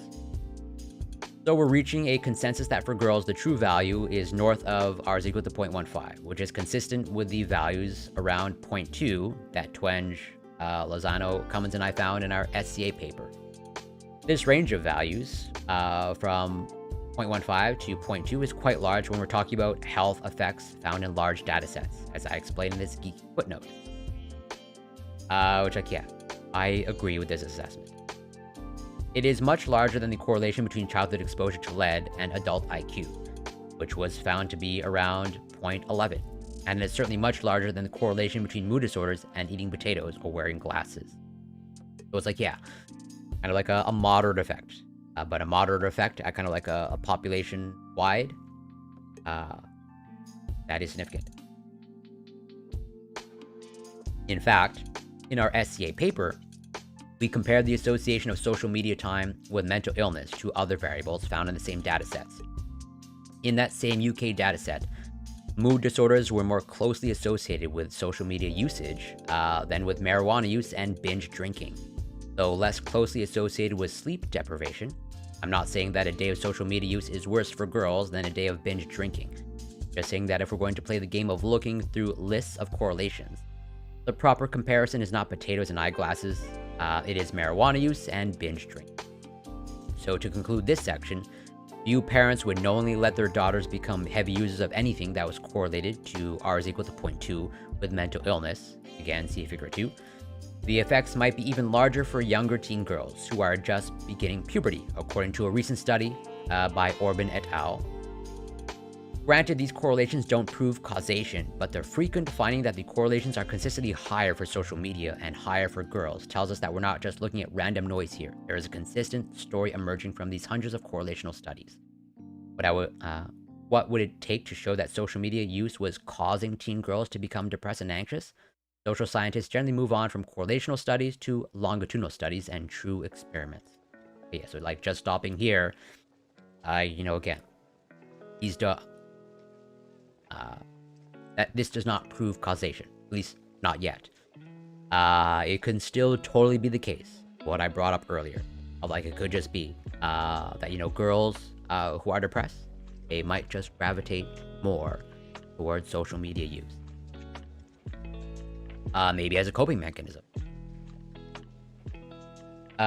Question 2. Does social media use at time 1 predict anything about mental health at time 2? Oh yeah, some sort of longitudinal study. Probably, more perspective. The second group of studies is known as longitudinal studies, in which hundreds or thousands of people are tracked over some time period and measured repeatedly. Typically, participants fill out the same survey once per year, allowing researchers to measure change over time in the same research participants, but these studies have an interesting property that allows researchers to infer causality. You can look to see if an increase or decrease in some behavior at one point in time predicts a change in other variables at the next measurement time. For example, let's say a teen reports that she spends 2 hours a day on social media, on average, across a 10-week study. If in week 3 she suddenly reduces her time to 0, what do we expect to happen to her mood in week 4? Will she be happier or sadder? If there is, on average, a change in happiness the week after people quit or reduce their social media time, then we can infer that the change in mood was caused by the change in behavior the prior week. Right. That would be a fair conclusion. As in that would make the stronger case, for sure, that maybe social media is playing a causative role, where, the explanation that I brought in earlier, using that other data set of like showing this correlation between, higher social media use correlates with, clinically relevant depressive symptoms, where it's like, oh, they might be depressed and anxious from something else, and they may be engaging in social media, heavy social media use as a coping mechanism or distraction. But then, with this situation here, if you get them to stop using social media, where if it's in that scenario that I brought up where they're depressed and anxious about something else in their life, well then yeah, that strategy of like getting them to stop using social media, that would like tease that out, of like, if they're depressed from other things and not social media, as in if they quit it, and they are still depressed or anxious or having depressive or anxious symptoms, then it's likely not coming from the usage of social media. It's that other thing. Whereas, as he says here, you get them to quit and you see that response go down. That does, point to a greater likelihood of a causative role. Where was I? Yes.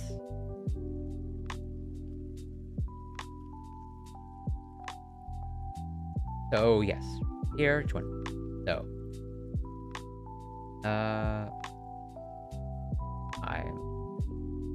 the longitudinal one. So typically, participants fill out the same survey once per year. Read that. So yeah, for example, let's say a teen reports that she spends 2 hours a day on social media. on average across a 10-week study. If in week 3 she suddenly reduces her time to 0, what do we expect to happen to her mood in week 4? Will she be happier or sadder?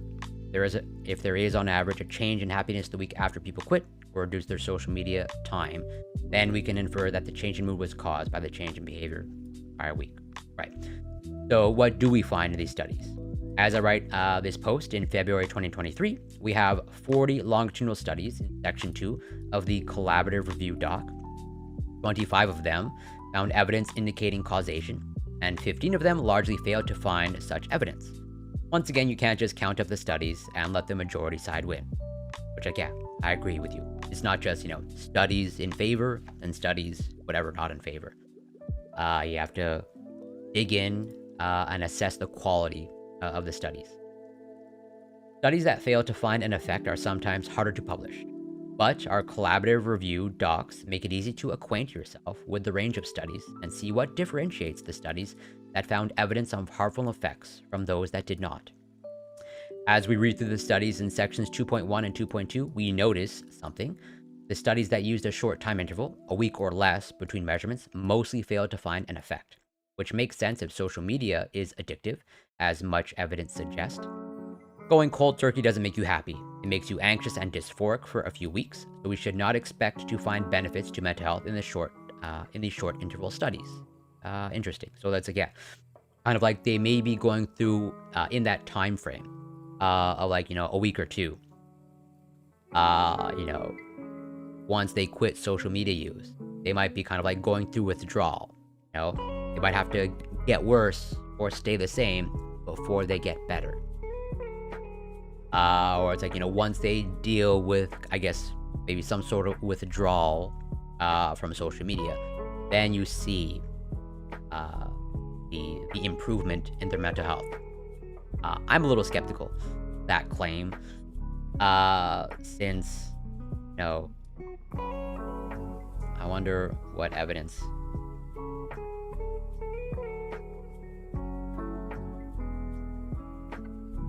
Okay.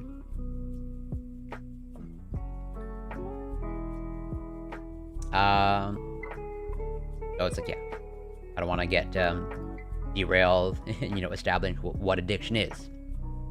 But, whatever. It is a compulsive behavior. Does it actually, if you quit social media cold turkey, do you actually go through withdrawal? I don't know. At least you probably don't go through sort of like the type of withdrawal that you experience when, coming off of opioids or benzodiazepines or, alcohol, where it's, it really is like, a physiological biochemical effect. As in with opioids or benzodiazepines, you have developed a physical dependence on these substances. As in, there are clear measurable changes in the brain, at the level of the brain, in terms of receptors expressed. I don't know whether, I suspect not, but I don't think social media induces those same types of physiological changes at the level of the brain. As in, I don't think you can develop a physical dependence on social media, but I don't know for certain. Zach Rausch, the lead researcher for the Substack, created a 2x2 table to categorize all the studies in Section 2 as either a short interval, a week or less, or a long interval, a month or more, and as finding an effect versus no effect. He found that 7 studies used a week or less, 5 of them were daily, and only 1 of the 7 found an effect, but 33 studies used a month or more, 20 were annual, and of these, 24 found a significant effect. So a simple dose-response model in which social media is like poison, where cutting consumption on Monday makes you feel better on Tuesday, does not seem to be supported. But 73% of the studies that looked for causal effects a month or more in the future found them. Interesting. But even then, this is not 100%. It looks like, about a quarter of the studies, even if you take a longer time frame, this doesn't boost it up to 100%. Still a significant change, not to be ignored. But it's interesting, so what's going on with the ones who quit social media and they don't see any improvements in their mental health. It may just be, I'll bring in my past explanation. There might be a subset of people who are depressed or anxious, and they thus, for other reasons, and they engage in social media use as a distraction or as a coping mechanism. Like basically, those people may just represent, the other 27% of the studies. So question 3A, do experiments using random assignments show a causal effect of social media use on mental health? Right. Like, the ideal, lab-based study is like, seems like I'm developing allergies or something. I don't know why my nose is itchy. But like, yeah, the ideal lab-based study is like, you take a group of whatever teenagers, similar to how, what is the perfect diet study? You lock them up in a lab, you control everything, and like you control their food, you measure their food intake. It's pretty much the same thing. The ideal sort of experiment, determine a causative role of social media on mental health. Like, yeah, you take a group of whatever, adolescents or teenagers, you lock them up in a lab, and you start dosing them with social media, as in like, and you dose them like in a controlled way. Of like, hey, maybe, some group of the teenagers, they get 1 hour of social media exposure a day, and you'd have to even control what type of social media they're consuming. Then you take another, so they get dosed with 2 hours, etc., etc., and then you start like measuring their mental health. Obviously, that type of research is unethical, if not, exceptionally difficult to do, so it's not done. But there's probably other ways that he's going to cover. Now we come to the gold standard of the social sciences for testing causality, the experiment. Initially, we included all experiments in this section, but in the last year, several quasi-experiments that took advantage of natural variation have been published. And that's actually the terminology that this article uses. They specifically use quasi-experimental. I should just search for it. Yeah, it's in the first few words. Quasi-experimental. So, presumably, this study fits in the category of the gold standard in the social sciences. Quasi-experimental. I'll cover those in the next section. In this one, we'll just look at true experiments in which participants were randomly assigned to either a treatment condition or a control condition, and then some dependent variable related to mental health was measured. Most experiments are done on college students or young adults. It's hard to get parental consent to do experiments on minors, but we did not limit this section to studies on adolescents. There are few experiments out there compared to correlational and longitudinal studies, but we included some that use adults if it was clear that many or most were relatively young. In February 2023, we have 18 true experiments in Section 3, of which 12 found evidence of a causal effect, and 6 failed to find evidence of a causal effect. Some of the studies randomly assigned college students or young adults to reduce their social media use for a while and then measured self-reported mental health outcomes compared to the control group, which was instructed to make no changes. For example, Hunt et al. Randomly assigned college students to greatly reduce the use of social media platforms or not reduce, and then measured their depressive symptoms 4 weeks later. They found that the limited use group showed significant reductions in loneliness and depression over 3 weeks compared to the control group. Some of the studies exposed girls and young women to time on Instagram or to experiences designed to mimic Instagram, and then looked at the psychological after effects. For example, Clemens et al. Randomly assigned teen girls to be exposed either to original selfies taken from Instagram or to selfies that were manipulated to be attractive. Results showed that exposure to manipulated Instagram photos directly led to lower body image. No surprise. And even more no surprise, with the research that I'm gonna show, after getting through this, of like, there appears to be kind of a particular way that girls are socialized. That again, I think provides good explanatory power as to why this is being observed. Let's see. Engelin et al. Randomly assigned female college students to use Facebook, use Instagram, or perform an emotionally neutral task, the control condition, on an iPad. The finding, those who used Instagram but not Facebook showed decreased body satisfaction, decreased positive affect, and increased negative affect. Turning to the 6 experiments that failed to find significant effects, it is noteworthy that 4 of these 6 experiments involved asking participants to reduce or eliminate social media for 1 week or less. As we saw in the examination of longitudinal studies, going cold turkey brings immediate discomfort to addicts. The benefits only kick in after a few weeks when the brain has adapted to the loss of chronic stimulation.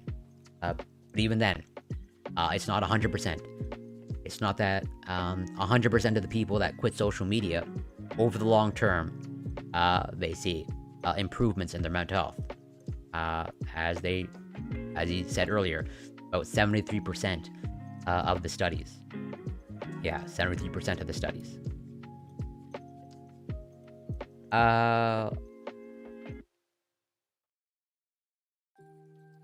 Turning to these 6 experiments that failed to find significant effects, it is noteworthy that 4 of these 6 experiments involved asking participants to reduce or eliminate social media for 1 week or less. Oh yeah, I already read that. So if we remove all the studies that used a week or less, including 2 studies in section 3.1 that found an effect, the final tally becomes 10 that found evidence that social media is harmful, and 2 that did not. Okay, so even then, this is still not 100%. Obviously, this is still substantial and significant, but it's not 100%. In sum, there are now many true experiments using a variety of methods to test questions such as whether reducing or eliminating exposure to social media confers benefits. It does when continued for at least a month. Or if exposing girls and women to Instagram or Instagram-like experiences damages their mood or body image, it does.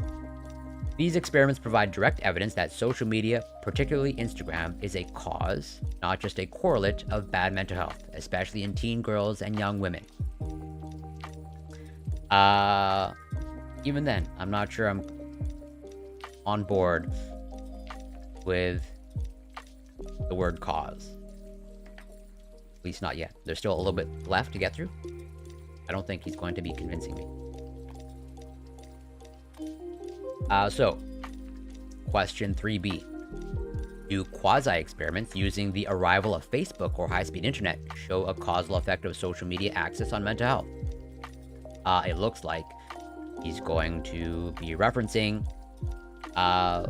specifically this study by Brigieri, Levy, and Makarin. The previous 3 questions all asked about individual level effects. What happens to individuals who are exposed to more or less social media? But this 4th category of studies is different and very important for this reason.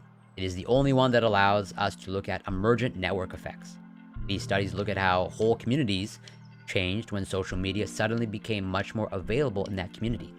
These studies are sometimes called quasi-experiments because the researchers take advantage of natural variation in the world as though it was random assignment. For example, these researchers, Brigieri, Levy, and Makarin, are these ones, took advantage of the fact that Facebook was originally offered only to students at a small number of colleges. As the company expanded to new colleges, did mental health change in the following year or 2 at those institutions, compared to colleges where students did not yet have access to Facebook? Yes, it got worse, the authors say. We find that the rollout of Facebook at a college increased symptoms of poor mental health, especially depression, and led to increased utilization of mental health care services. We also find that, according to the students' reports, the decline in mental health translated into worse academic performance. Additional evidence on mechanisms suggests the results are due to Facebook fostering unfavorable social comparisons. Right, so I think that this is key. Unfavorable social comparisons. And I think a large part of the reason as to why, at least based off what we're observing and what Jonathan Haidt is highlighting, is like, social media appears to have this disproportionate effect on whatever teenage or adolescent girls. This environment of unfavorable social comparisons, which I'm gonna show research after this, showing why, or at least why it's not a surprise to me. We also found 5 studies that used a similar design applied to the rollout of high-speed internet. It's hard to have a phone-based childhood when data speeds are very low. So what happened in Spain as fiber optic cables were laid and high-speed internet came to different regions at different times? Same thing, except with clearer evidence of a gendered effect. This research group analyzed the effect of access to high-speed internet on hospital discharge diagnoses of behavioral and mental health cases among adolescents. Their conclusion? We find a positive and significant impact on girls, but not on boys. Exploring the mechanism behind these effects show that high-speed internet increases addictive internet use and significantly decreases time spent sleeping, doing homework, and socializing with family and friends. Girls, again, power all these effects. They found that the arrival of high-speed internet had a particularly damaging effect on the quality of father-daughter relationships. Guo did a similar study in British Columbia, Canada, where it took a long time for high-speed internet to reach rural areas. He found similar gendered effects. Estimates suggest high-speed wireless internet significantly increased teen girls' mental health diagnoses by 90% relative to teen boys over the period when visual social media became dominant among teenagers. I find similar effects across all subgroups, indicating they are not driven by differences in confounding characteristics. Guo's study also verified the arrival of high-speed wireless in each town was accompanied by an increase in interest in social media. In sum, we find 6 quasi-experiments that looked at real-world outcomes in real-world settings when the arrival of Facebook or high-speed internet created large and sudden emergent network effects.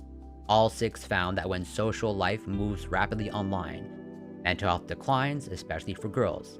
Not one study failed to find a harmful effect.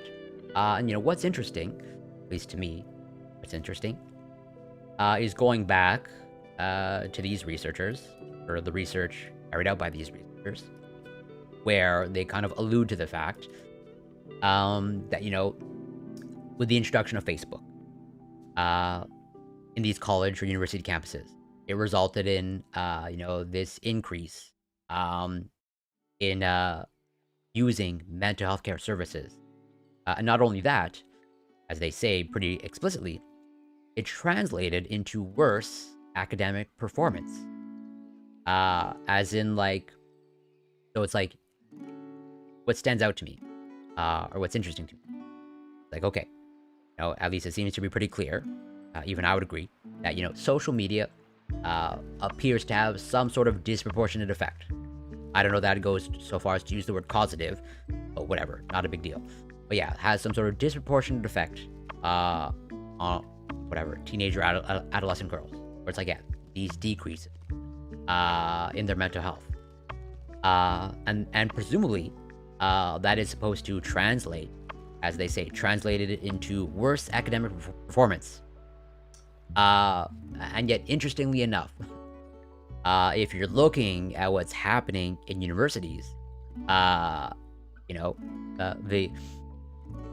let's say gender distribution is like pretty clear in terms of girls are dramatically outperforming and excelling in comparison to boys.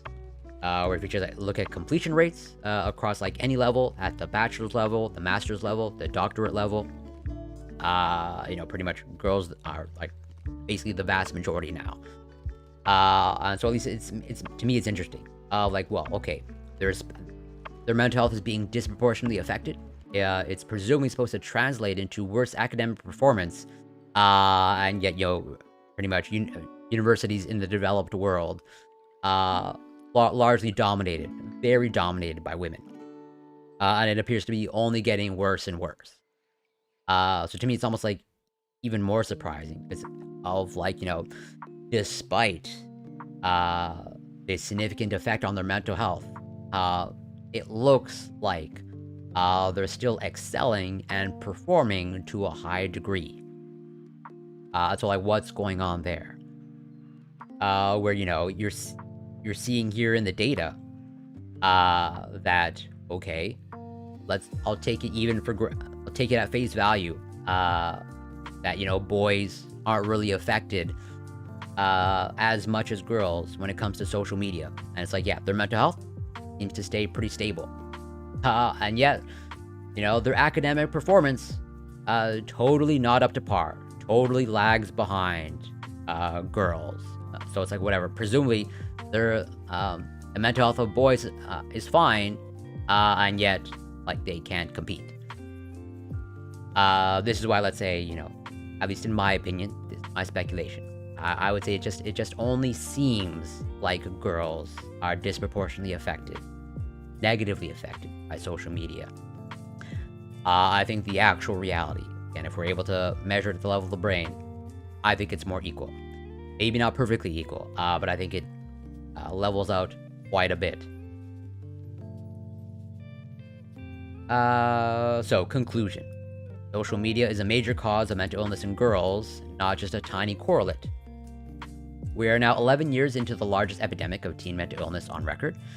As the CDC's recent report showed, most girls are suffering, and nearly a third have seriously considered suicide. Why is this happening, and why did it start so suddenly around 2012? So Jonathan Haidt is even saying it explicitly here. Most girls are suffering, which I am not disputing at all. And yet, despite that suffering, they are still performing really well academically. They're still performing quite well, at least when it comes to, like, whatever, the job market.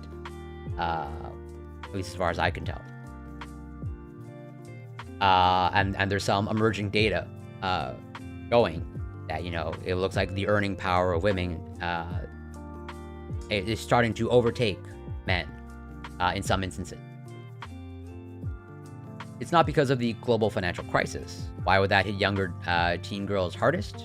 Why would teen mental illness rise throughout the 2010s as the American economy got better and better? Why did a measure of loneliness at school go up around the world only after 2012 as the global economy got better and better? And why would the epidemic hit Canadian girls just as hard when Canada didn't have much of a crisis? It's not because of the 9/11 attacks, wars in the Middle East, shootings. As Emil Durkheim showed long ago, people in Western societies don't kill themselves because of wars or collective threats. They kill themselves when they feel isolated and alone. I don't necessarily disagree with this overall. There's definitely quite a bit of truth here. I would just put it more broadly of, like, when they feel disconnected. When they feel disconnected or there's no sense of belonging. Also, why would American tragedies cause the epidemic to start at the same time among Canadian and British girls? There is one giant, obvious international and gendered cause: social media. Instagram was founded in 2010. The iPhone 4 was released then too. The first smartphone with a front-facing camera. In 2012, Facebook bought Instagram, and that's the year that its user base exploded. By 2015, it was becoming normal for 12-year-old girls to spend hours each day taking selfies, editing selfies, and posting them for friends, enemies, and strangers to comment on, while also spending hours each day scrolling through photos of other girls and fabulously wealthy female celebrities with seemingly vastly superior bodies and lives. The hours girls spent each day on Instagram were taken from sleep, exercise, and time with friends and family. What did we think would happen to them? The collaborative review doc that Jean Twenge, Zach Rausch, and I have put together collects more than 100 correlational, longitudinal, and experimental studies on both sides of the question. Taken as a whole, it shows strong and clear evidence of causation, not just correlation. There are surely other contributing causes, but the collaborative review doc points strongly to this conclusion. Social media is a major cause of the mental illness epidemic. Okay, so a lot to unpack, and I think there's a lot of good stuff here. I don't think there's anything kind of explicitly, inaccurate or wrong, I'm still not convinced to start using the word cause, as in pretty much saying this: social media is a major cause of the mental illness epidemic in teen girls. And again, I don't even think I would isolate teen girls. But 1 second. What's interesting to me, again, is, he's putting together a timeline. Clearly, Instagram was founded in 2010. So it's like, this is like a landmark or a hallmark date when it comes to whatever social media. But what I would say is, we have research that I'm going to show in a bit, showing, again, to me, that what we're observing is not all that surprising, especially when it comes to whatever teenage or adolescent girls. Where, again, I think there's a particular way in which teenage or adolescent girls are socialized, that it makes sense to, not surprising to me, that when you throw in this aspect of social media, and as he explicitly says, this environment of unfavorable social comparison, you have this seemingly disproportionate effect on girls. So what do I mean specifically? I got to close some of these things. Don't need that anymore. Done talking about the barbell back squat and running. Oh, I don't have it up. Let me bring it up.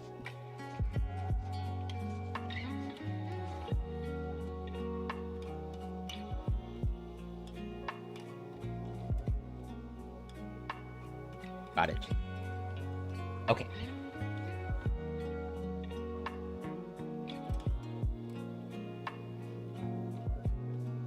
So, going back to what Jonathan Haidt brought up,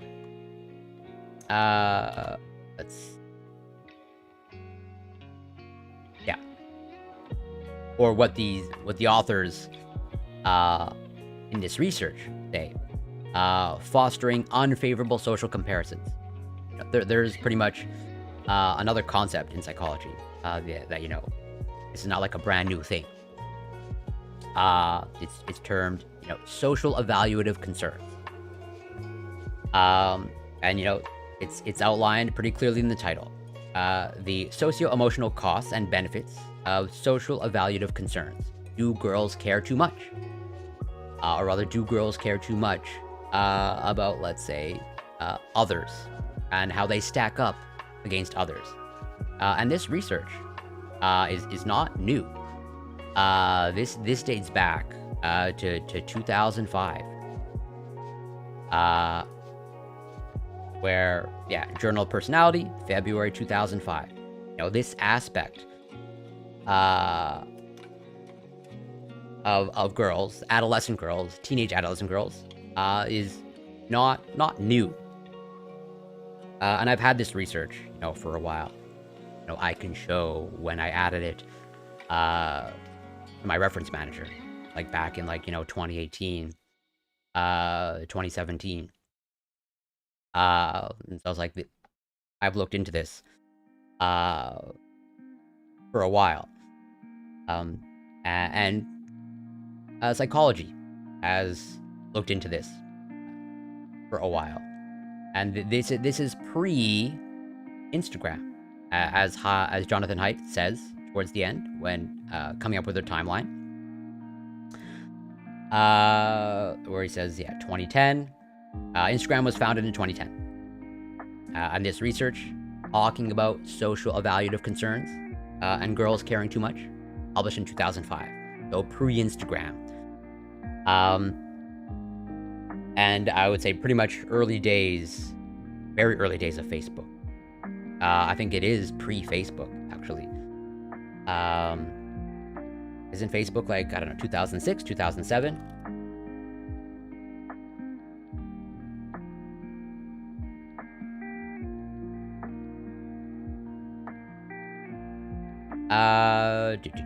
History. That's when they went public.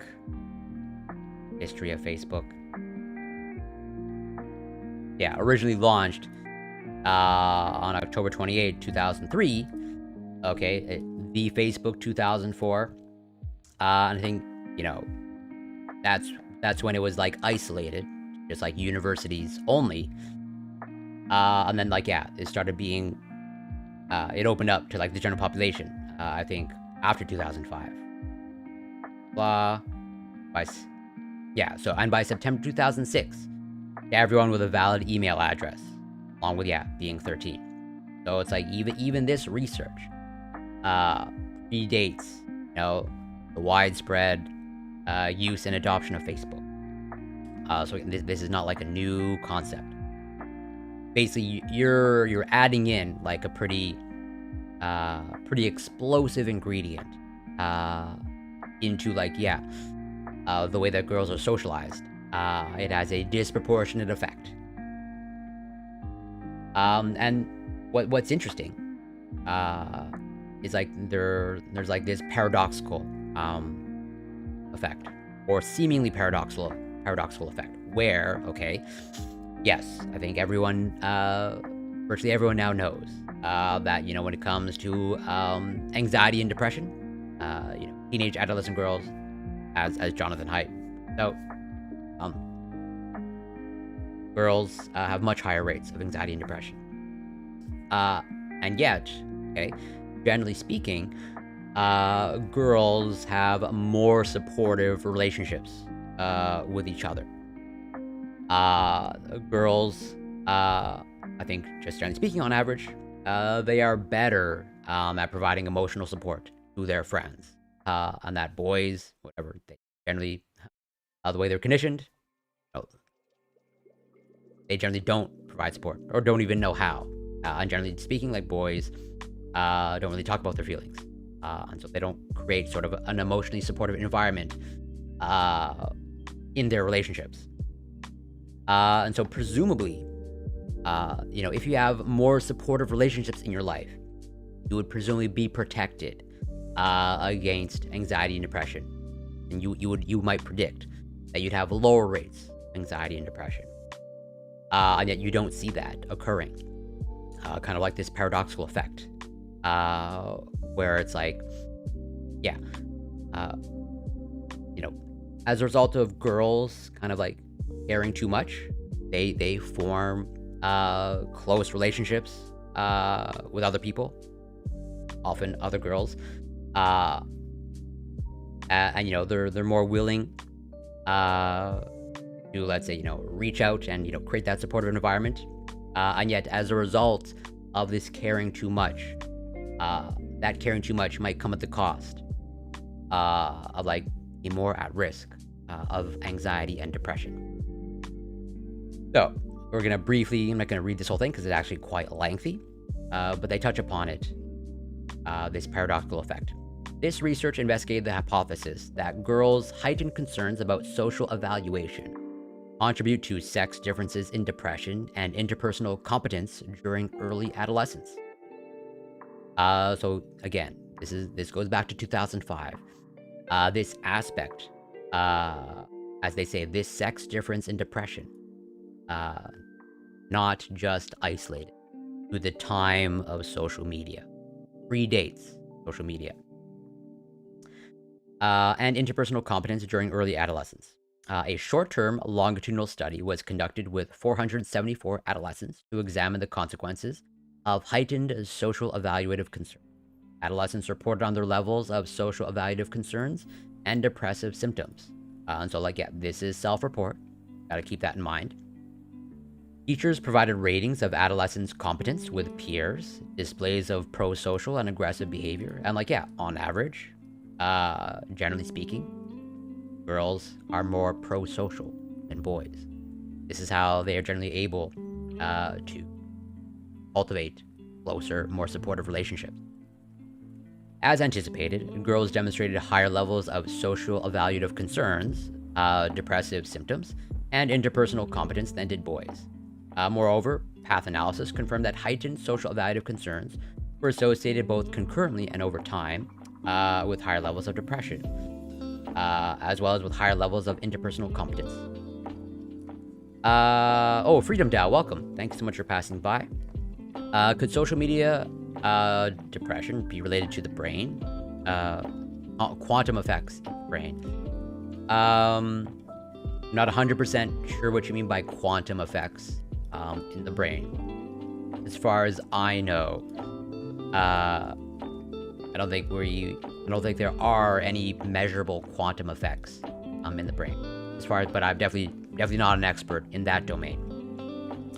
But I don't think, basically, that social media depression, I don't think it can be related to quantum effects in the brain.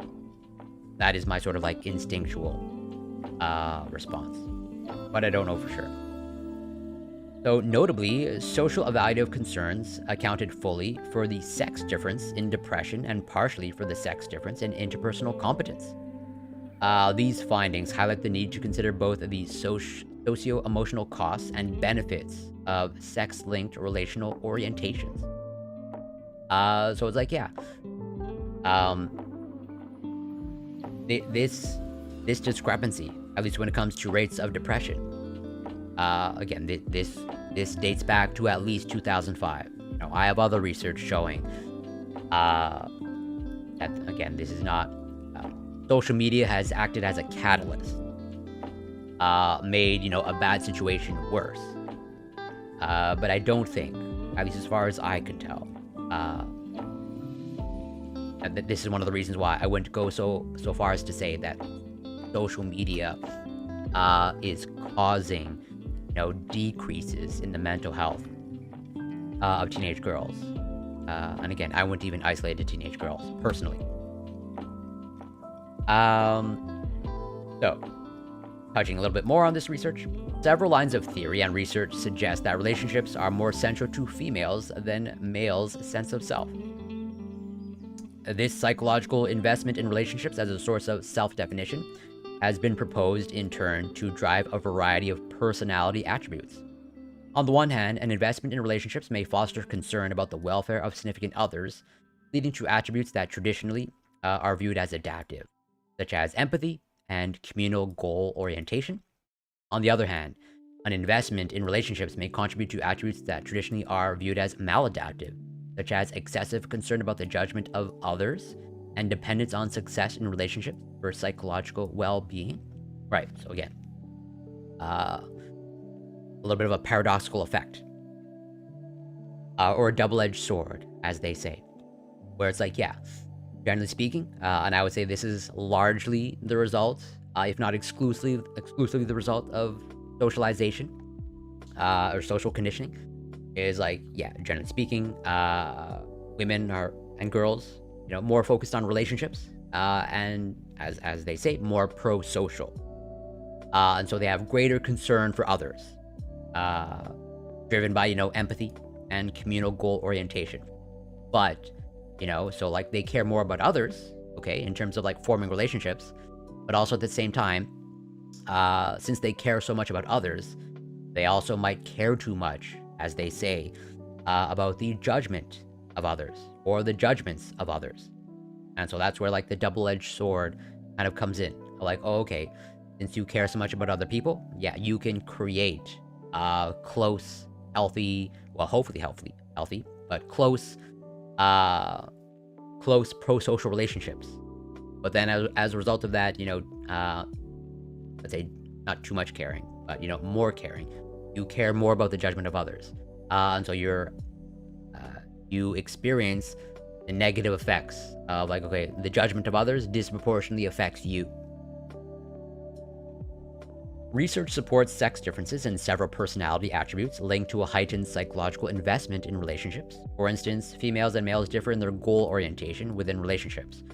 Whereas females focus more on communal goals, which emphasize relationship enhancement and cooperation, males focus more on agentic goals, which emphasize dominance, self-interest, and competition. Which, yeah, this is true. Generally speaking, on the whole, I would say this is not driven, or not largely driven by biology, largely driven by, you know, social conditioning.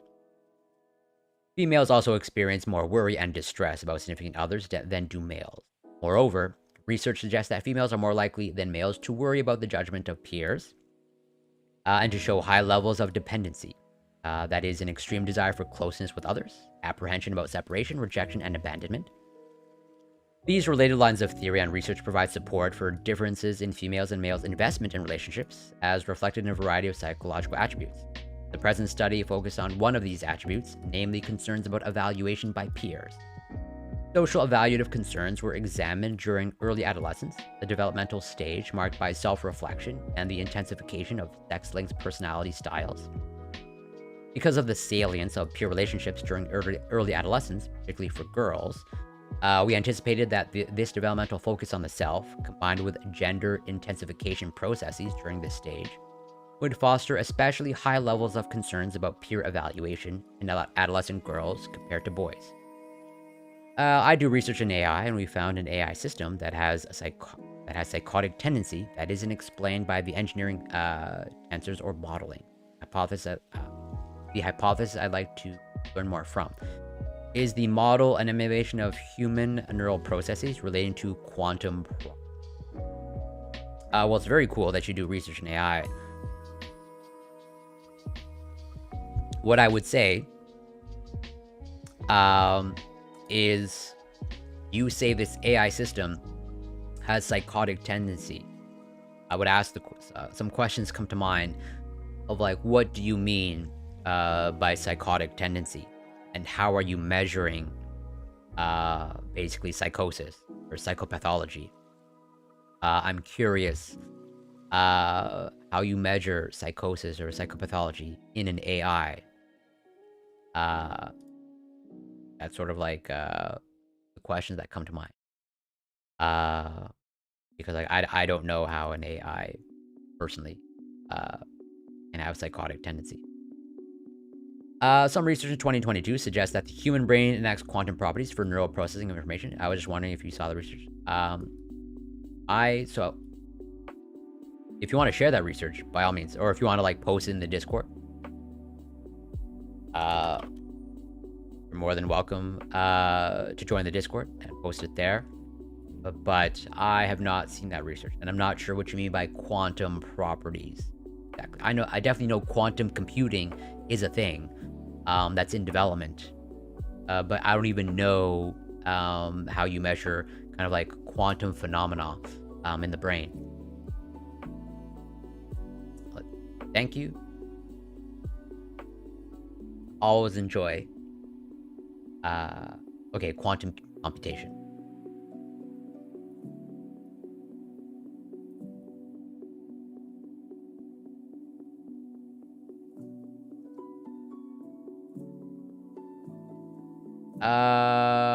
Okay. Oh, this looks like an article talking about the research. But I'm more curious about the original research. Like, this is it.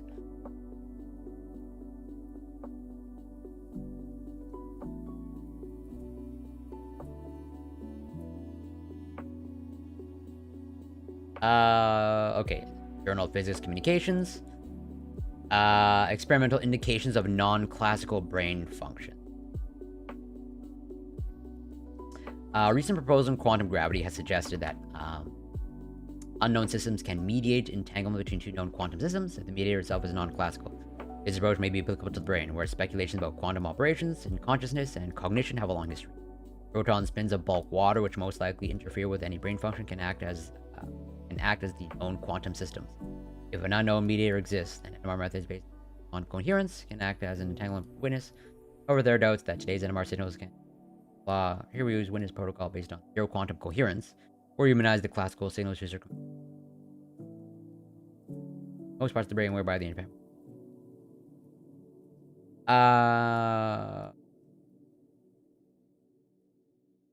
Arguably signal indicator level properties of the mind. Our findings is that we may have witnessed entanglement mediated by consciousness-related brain functions. Those brain functions must then operate non-classically, which means that consciousness is non-classic. Okay. I have way more questions. Well, what is their methodology? What are they measuring brains here?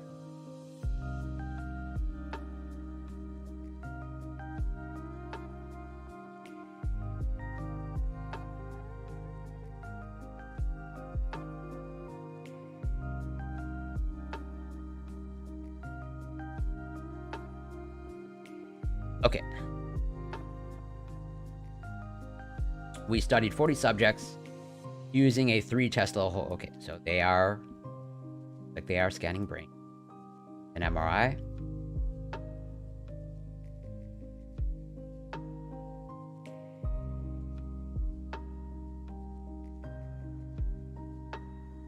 Okay, obviously.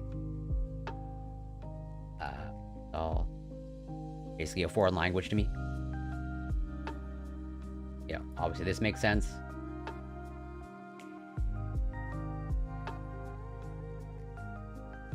Further, we explore the signal distribution over the entire brain. 9 slices, 5 different positions. Yeah.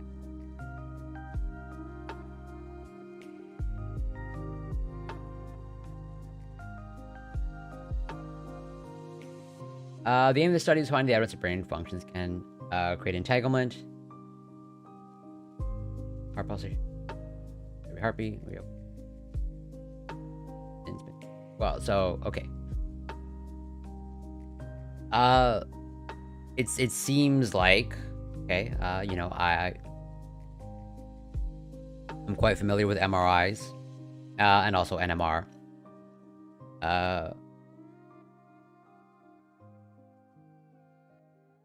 They're not. They're not assessing like computational power. It really is like just how whatever the atoms appear to be behaving in the brain. Not the thought processes, not the computational processes. They talk about dipole interactions. So those are interactions at the level of the atom. You know, partial positive and negative charges.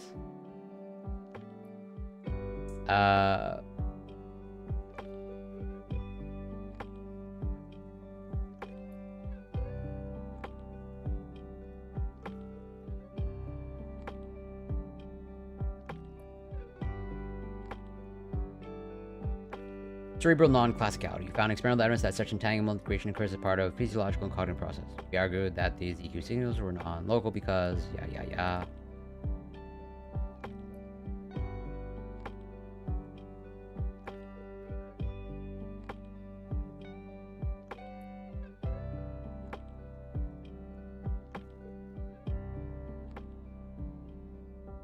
Our findings may disapprove the statement that quantum entanglement or coherence can't survive in the hot and wet environment of the brain. Beyond the fundamental question we had to answer here, we found an undiscovered NMR contrast. We can detect brain activity beyond conventional functional MRI. Okay, yeah. As far as I can tell, this is definitely, I'm not a physicist.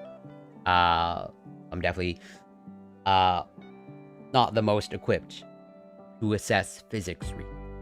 But it seems like, as far as I can tell, they're not like assessing like the processing power or how the brain processes information.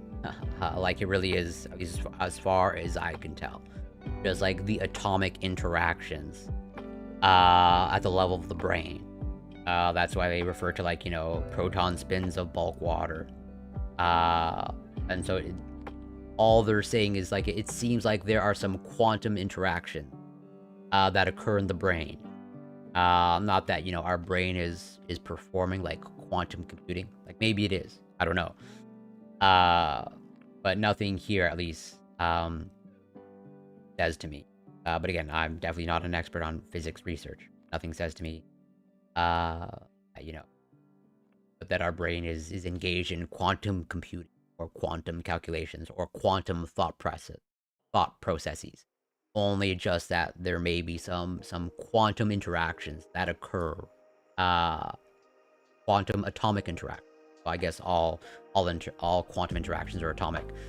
That's about that. That's pretty much as I can interpret from this.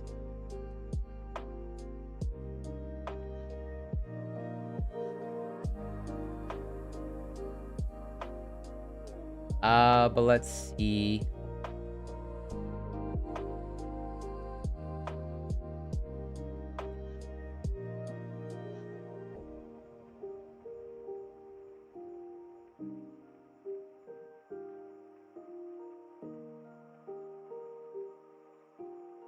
He said, we adapt an idea developed for experiment through the use of quantum gravity, whereby you take known quantum systems which interact with an unknown system.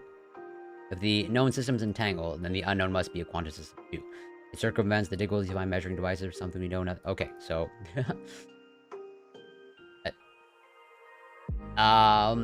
if I'm interpreting this correctly, basically the way to assess that something else is whatever a quantum system, they bring in another quantum system. And like if that quantum system interacts with that, as they say, unknown system, then that system itself must also be a quantum system. Well, this is a principle in chemistry of, you know, like dissolves like. So like basically, yeah, if something that we know is quantum, you know, can interact with something else, then that something else must be quantum. That's what I'm getting from this. For our experiments, use proton spins, brain water. Yeah.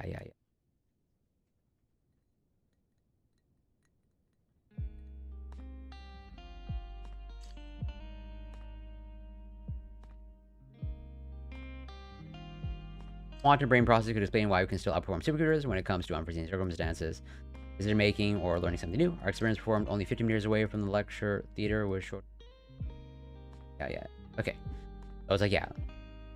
There may be some quantum aspect in our brain.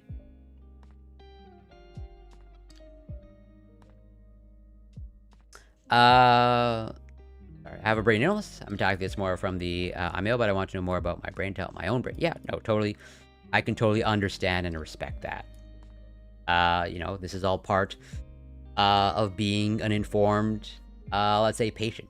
You know, there's a reason why I have, you know, mountains of research about Crohn's disease, because, you know, I have Crohn's disease. I'm a scientist, so I'm curious about virtually everything, but also at the same time, you know, I want to be an informed patient. Basically, I'm in the best position as a patient, as a Crohn's patient, if I become my own expert on the disease.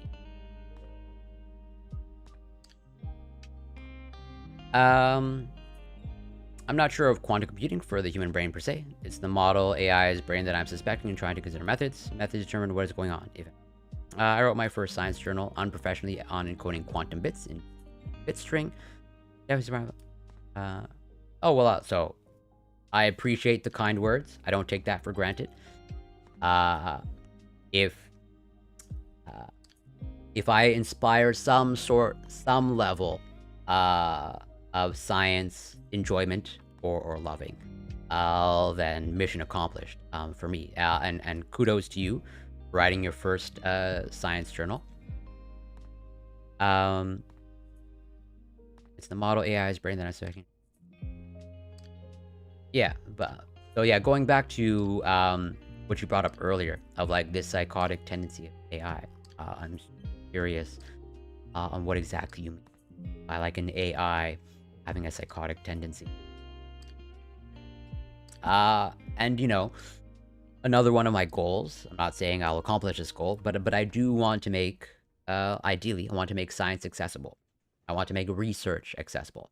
I am not saying that I can make every bit of research out there accessible. I definitely can't. Even just the research that you shared with me, which I'm grateful for.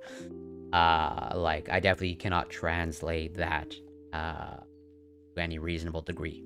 I can pick out some bits and pieces. That is definitely beyond my level of expertise, for sure. At least to understand at a high level. But yeah, I do want to reduce barriers to science and understanding science. I think it's important.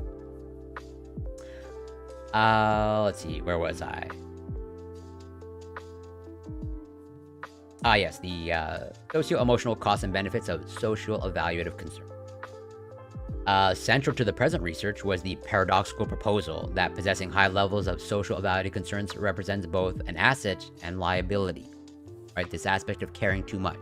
But as I sort of brought up earlier, like, yeah, you know, generally speaking, as they say, girls are more pro-social. They invest more in their relationships. They are better able and have the tools to foster and cultivate close and close, intimate, supportive relationships. And like there's an abundance of research showing that when you have close, intimate, supportive relationships, that those are generally protective against mental health issues such as anxiety and depression. And yet, as they say here, paradoxically enough, girls have this ability to cultivate good quality relationships, and yet they don't appear to be getting that benefit of being protected from anxiety and depression. On the one hand, individuals with heightened social evaluative concerns may be more vulnerable to emotional difficulties such as depression. On the other hand, individuals with heightened social evaluative concerns may be motivated to engage in behaviors that protect their relationships from harm. The hypothesis that social evaluative concerns will have socio-emotional trade-offs is consistent with emerging theory and research that demonstrate the costs and benefits of a variety of personality attributes. Several theories consider the emotional cost of caring, stemming from females' investment in relationships. For example, it has been suggested that females' vulnerability to psychological distress may stem from the personality trait of unmitigated communion, characterized by a focus on relationships and connection with others to the exclusion of the self. Right, so it might be too much investment in relationship, kind of like at the cost of oneself. Kind of like self-sacrificial to a certain extent. Similarly, investigators studying stress and social support have suggested that females are exposed to more stress from negative events occurring to others within their social networks, presumably due to their stronger interpersonal connection. And this stress may create a vulnerability to depression. Right, so it's like, they're better able to cultivate close relationships with the people around them. And yet, so that is largely like a good thing. There's all kinds of benefits associated with that. And yet there's that trade-off. Like, if unfortunately something negative happens to someone close to you, you might feel the effects of those disproportionately. Individuals with a heightened investment in relationships also may have more difficulty coping with stress and associated negative emotional arousal. These difficulties may be particularly salient when this investment is embodied in concerns about gaining approval from others. For instance, it has been suggested that individuals with an anxious attachment style who value interpersonal connections and desire approval from others, yet worry about rejection and abandonment, have fewer psychological resources for regulating negative emotions. Right, so I brought up attachment styles many times before on stream, and I have an abundance of research on attachment and attachment theory, showing how important it is, how it pretty much affects many aspects of our lives, and this aspect of anxious attachment style, which I would say generally on the whole, girls and women, they are largely socialized to lean more towards an anxious attachment style, and thus it makes sense that yes, they would invest more in their relationships, and that they would have a greater care for others, but at the same time, there's that trade-off of like they might care too much, and they have, let's say, issues with regulating negative emotions. It's like when they experience negative emotions, like they experience them more deeply, and it's more difficult or challenging to manage their negative emotions. So like they're disproportionately affected by the negative emotions. Moreover, individuals who possess heightened social evaluative concerns may hold high standards for their success in relationships, leading to a negative self-concept and disappointment or shame if they determine that they fall short of their standard. Failure to regulate these negative cognitions and emotional states may set the stage for depression. It's like, yeah, this is like a known thing. At least, as far as I can tell, this has been a known thing for a while. Like, this research dates back to 2005. This aspect, generally speaking, girls care too much, or they might care too much, or them caring too much about their friends, their close relationships, that, it might bring all these positive benefits of like hopefully fulfilling relationships, but it may come at the cost of like, you might care too much about the judgment of others. So wrapping this up before getting to social media research, or covering what Jonathan Haidt alluded to in his article, this research. That was like, the gold standard, this quasi-experimental research. This research examined the socio-emotional costs and benefits of sex-linked social evaluative concerns. Whereas prior research often has conceptualized girls' tendency towards social evaluative concerns as an emotional liability, we hypothesized that these concerns also yield social advantages. Right. It's like, historically speaking, this aspect of caring too much, it was just seen as like put in the negative category. I'm just like, oh, this is just simply maladaptive. But I think we have quite a bit of research to show that, generally speaking, what we categorize as maladaptive, like only or largely maladaptive in a specific context. That, the behaviors that we adopt, like we adopt them for reasons. And largely, the behaviors that we adopt them for adaptive reasons. As in, they are conferring some sort of advantage. It's only when our context or environment changes that, behaviors start to become maladaptive. Where, like talking about attachment styles, where, we know that generally speaking, the secure attachment style is, the healthier one. And that, if you can move towards attachment security, there's all kinds of potential benefits of, higher quality relationships.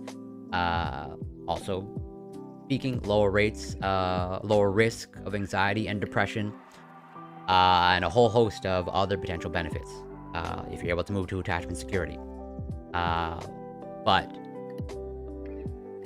if you have an insecure attachment, that likely occurred for a reason. And, your attachment style is largely formed from your experiences in childhood or how you are raised and parented. And so, like, with that in mind, like, in the context of, like, how you're parented,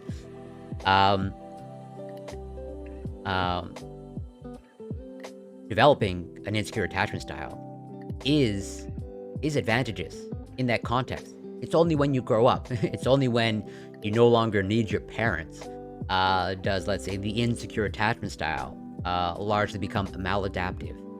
As in, for example, if you are emotionally neglected as a child, okay, you're emotionally neglected by your parents, then it makes sense, okay, to suppress your emotions. As in, like, if your parents are either intentionally or unintentionally emotionally neglecting you, or, they don't respond to your crying, then it makes sense to, like, suppress your emotions. Because, like, who wants to, what child wants to cry when their parents aren't going to respond to them, right? You're just prolonging your suffering. And so it makes sense to essentially learn to bury your emotions. And so there's a time and place for that. In the context of, like, as you're growing up, to, like, deal with, your emotionally neglectful parents. But when you grow up, it is almost certainly maladaptive to continually be emotionally suppressed, to not have access to your emotional world, especially if you want to, cultivate future relationships, etc., etc., etc. And generally speaking, suppressing emotions kind of acts as like a pressure cooker. Uh, and, you're kind of like a ticking time bomb, so to speak. A classic example, at least in my mind, a classic example, like, again, another context of like, suppressing or denying your emotions is adaptive. Like if you're a soldier in battle, or on the battlefield, it totally makes sense to like suppress your emotions, to bury whatever like fear and anxiety, because like you're in a survival mode, like literally survival mode, life or death. So yeah, it makes sense to not have your life dominated by fear, to not have too much fear or anxiety, because gotta do what you gotta do on the battlefield. And so like it makes sense in that context, to just like, yeah, put the emotions to the side, bury them deep down. But you're a soldier returning home, from the battlefield, where it's like, yeah, you've almost certainly experienced some traumatic things. Like if you come home to your family, your wife and kids, and you're emotionally suppressed, and you've buried that trauma, well, then that's where it becomes maladaptive. You not continually be emotionally suppressed. And I think that is borne out quite well in the literature. Like, yeah, it's like when the soldier comes home, that they need to learn how to re-engage in a healthy way. If they want to, have a healthy relationship with whatever, their family or like other people in their life. Well, so there's a reason why, okay? I am big on attachment theory. Like, I'm not saying this explains everything about human behavior. No, definitely not.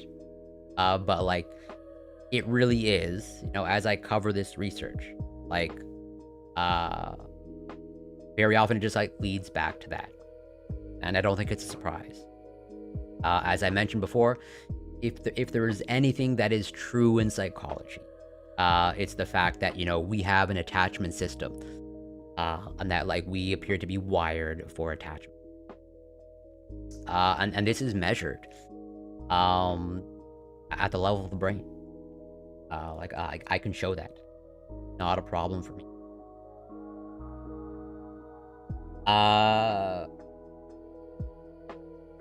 Where, we specifically have neural evidence of a model of attachment security.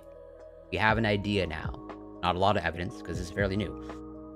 But there's a lot of evidence showing that, we can look at the attachment system at the level of the brain. And there's actually some pretty interesting studies.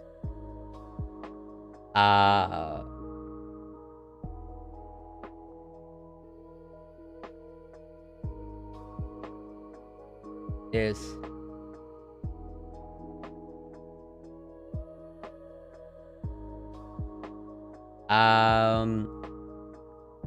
and again, just another reason, further reason as to why I make the case of like, hey, might be a good idea, like if you know that you have an insecure attachment style, to move towards attachment security. It's because like there are changes that we can measure at the level of the brain. Like it appears to be having like an actual physiological effect of like attachment style, affective loss, and gray matter volume. A voxel-based morphometry study. I'm not making this up. But there's an interesting study. Maybe it is this one.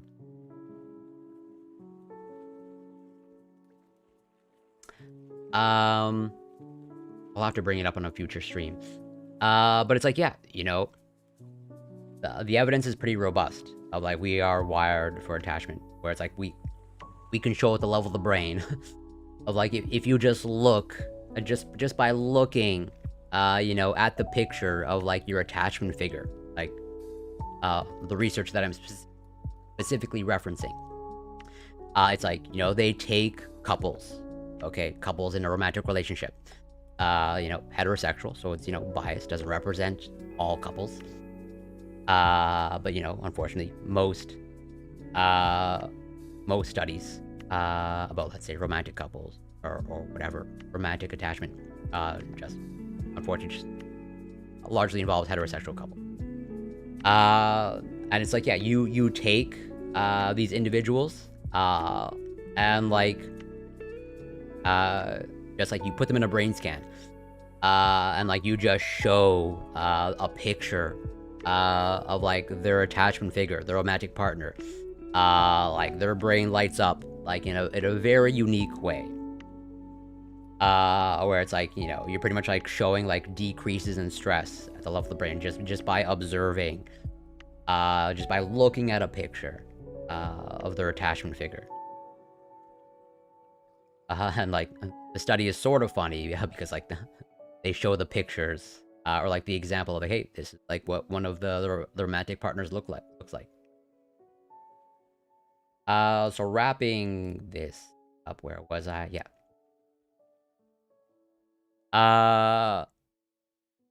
Well, I guess you can use that analogy of like supply and demand.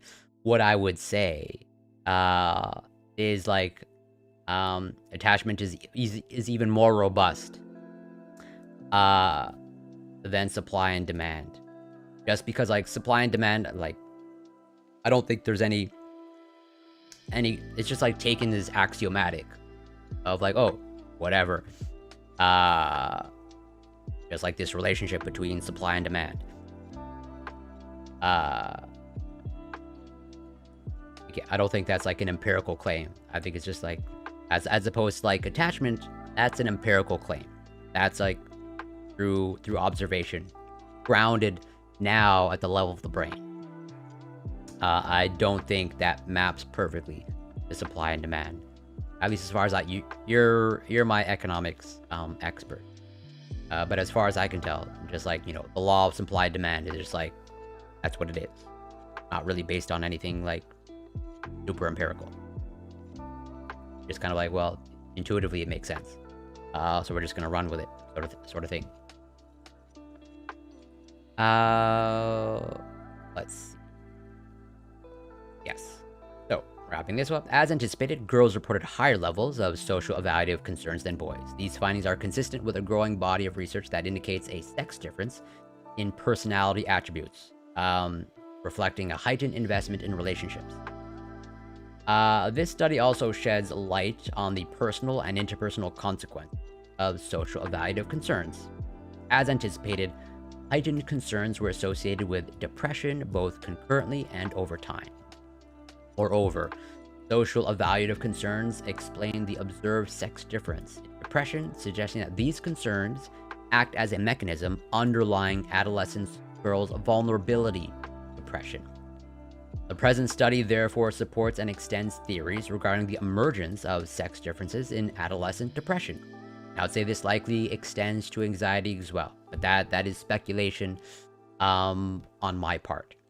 But like, yeah, I'm going over research published in 2005, and they're pretty much like saying adolescent girls' vulnerability to depression, and so and this predates social media. That's why, like, I view, okay, in my opinion, I'm technically going against Jonathan Haidt here, popular social psychologist. Daffy, welcome back. Nice to see you again. Hope you're doing well. But like, yeah, that's why I would not go as far as saying like social media is a cause of like the increase in mental health issues in teenage girls.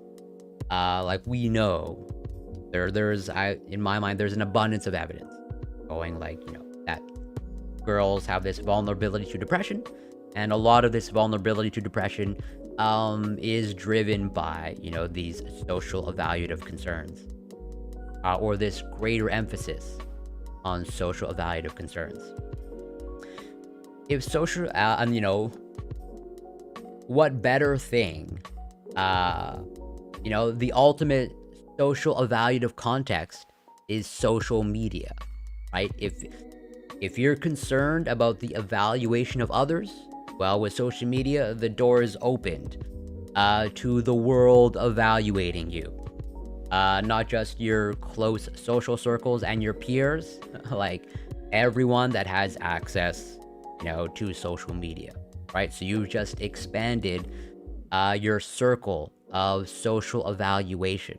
And so, at least no surprise to me that, you see this skyrocketing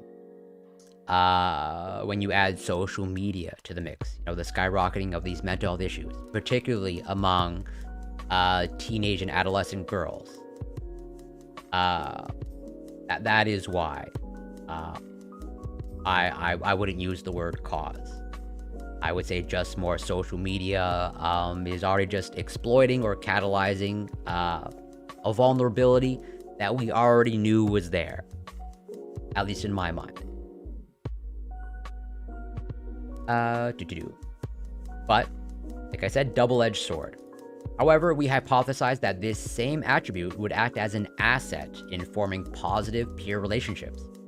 Specifically, we propose that social evaluative concerns would serve a critical self-regulatory function by motivating adolescents to engage in relationship-enhancing behavior and to inhibit expressions of aggression that would jeopardize their relationships.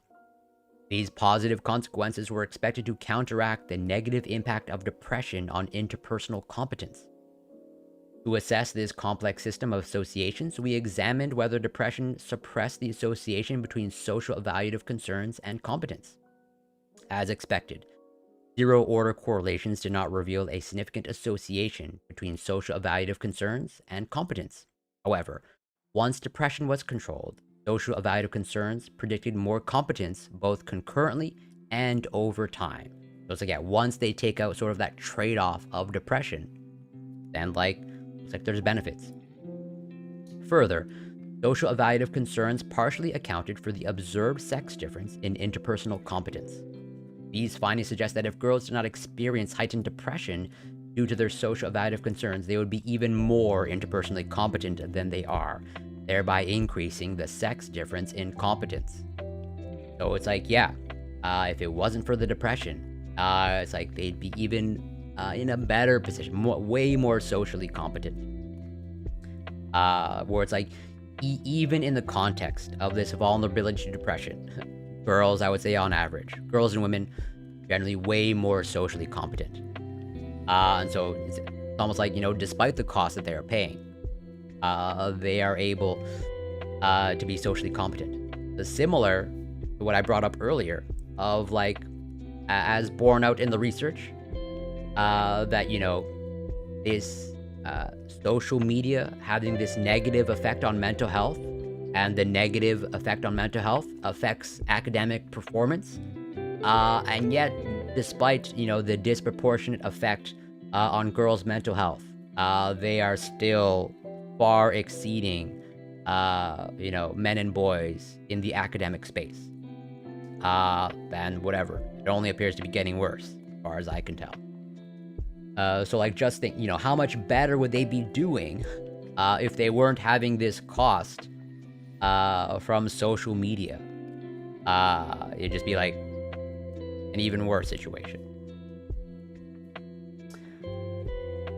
Likewise, the small suppressive effect of interpersonal competence on the association between social evaluative concerns and depression suggests that girls might be even more depressed if they did not experience the interpersonal benefits of social evaluative concerns. Right.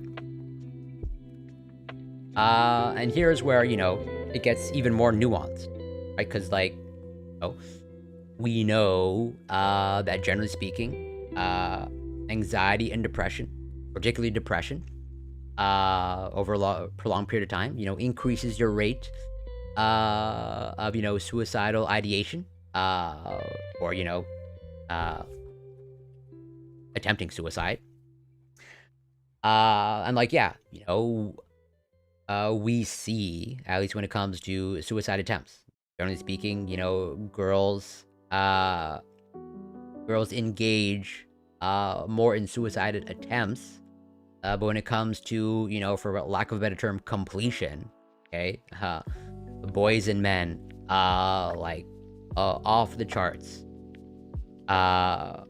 where it's yeah, this caring too much about social evaluative concerns, like, yeah, uh, they might be like paying the price of maybe being more vulnerable to anxiety and depression, and yet it also might be protective in the context of like, okay, yeah, uh, they might attempt suicide, but they don't complete the suicide. But yet, with boys and men, you know, they are less socially competent. They don't cultivate the close personal relationships, or they don't have the tools, much as girls generally, to create, supportive environments in their relationships. And also, generally speaking, the way boys and men are socialized, they are less likely to engage in, what we call help-seeking behavior, as in reaching out to a friend, reaching out to a medical professional, reaching out to a mental health professional. And so, boys and men largely pay the price for that, where they don't receive this protective effect against, actually completing suicide. Where it's like, generally speaking, when you compare the rates of completed suicide between, boys and girls, men and women, it's like boys and men 3 to 4 times higher rate of completed suicide. And that's one of the reasons why I just say, like, on the surface, it looks like, in my opinion, social media disproportionately affects the mental health of teenage girls. I think the reality, it's like it's equally affecting both personally. It's just like we're not measuring it properly, probably, in boys and men. But again, that is my speculation. The present study builds on prior theory and research in several important ways. Although several theories propose both positive and negative consequences of particular relational orientation styles, these theories typically suggest that different facets of the same orientation account for these opposing effects. For example, research distinguishing between interpersonal relatedness versus interpersonal dependency suggests that the former accounts for more positive relationship outcomes, whereas the latter accounts for higher levels of emotional distress. Similarly, it has been suggested that communal traits predict positive relationships outcomes, but unmitigated communion predicts negative emotional outcomes. And I would say that's normal. I've totally, definitely in my darkest moments, like, for sure, I have had similar thoughts. I have never considered myself, suicidal, or, engaging in suicidal ideation. But, I've definitely had some low moments, where, I've had some dark thoughts in that vein. So I don't think it's, completely abnormal. Where was it? Yeah. In contrast, in the present study, we found that the same attribute exerted both positive and negative effects. These findings suggest that social evaluative concerns may have links with both positive and negative facets of related constructs. For example, these concerns may incorporate both the adaptive aspects of relatedness and communion, for example, a focus on maintaining strong relationships, which would be reflected in part by positive evaluations from peers, and the maladaptive aspects of dependency and unmitigated communion, that is, apprehension about what will happen if relationships are damaged, which would be reflected in part by negative evaluations by peers. Future research will need to determine how these positive and negative trade-offs of social evaluative concerns operate. On the one hand, individuals may experience both the costs and the benefits of possessing heightened concerns. That is, individuals with this attribute may endure a certain degree of emotional distress, process of developing and maintaining strong relationships. Individuals also may experience the costs under certain conditions, for example, when they experience trouble in relationships, and the benefits under other conditions, for example, when they experience relationship success. On the other hand, certain individuals may reap the benefits, whereas others pay the costs. That is, some individuals may harness these concerns in an adaptive way and thus experience more of the positive consequences, whereas other individuals may be immobilized by the concerns and thus experience more of the negative consequences. identifying other personality attributes, for example, self-efficacy beliefs, that determine which individuals experience the costs and which experience the benefits would be a fruitful avenue for future research. Another question of interest is whether a particularly healthy balance of socio-emotional trade-offs is achieved in the presence of moderate levels of social-evaluative concerns. That is, perhaps at moderate levels, these concerns confer few of the emotional costs, any of the interpersonal benefits. As a preliminary investigation of this possibility, we conducted regression. I don't want to go through another analysis. Just wrapping up with the conclusions. The present research reveals how sex-linked social evaluative concerns might contribute to the development of sex differences, socio-emotional well-being during adolescence.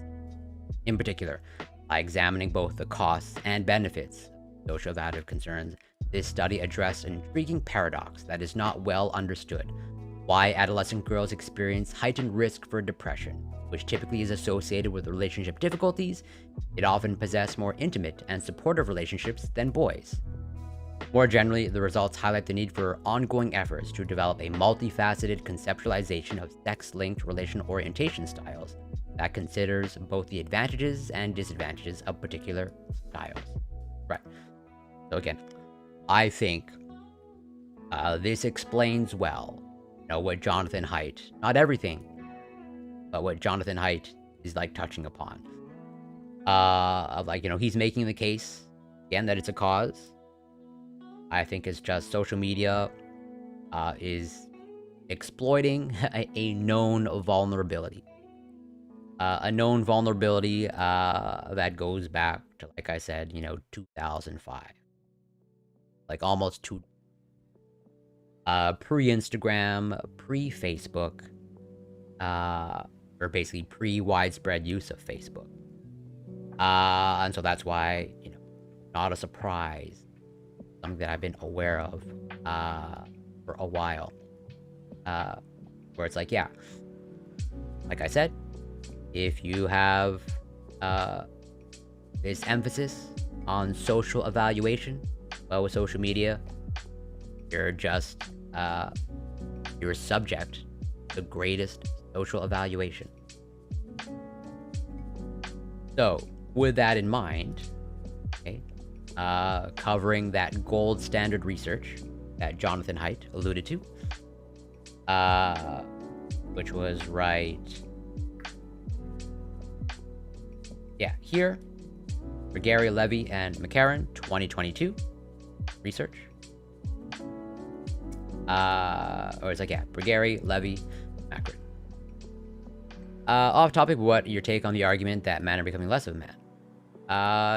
If you mean men are becoming less masculine, I think that's a silly argument. Even if it's true, which I don't grant it is true, and I don't even buy into these concepts of masculine or feminine. I think these are kind of like really outdated, silly concepts. That I think it's a useless question if someone asks themselves, or if any man asks himself, how masculine am I, or how feminine am I? I think that's a useless question. I would always put the emphasis on what kind of person do you want to be. Hopefully you answer that you want to be a good person. And I think with that in mind, the pathway to being a good person is basically the same for men and women. At least that's how I've always approached kind of my life. Where I don't think, I don't really care how masculine I come off, or how feminine. These are irrelevant things to me.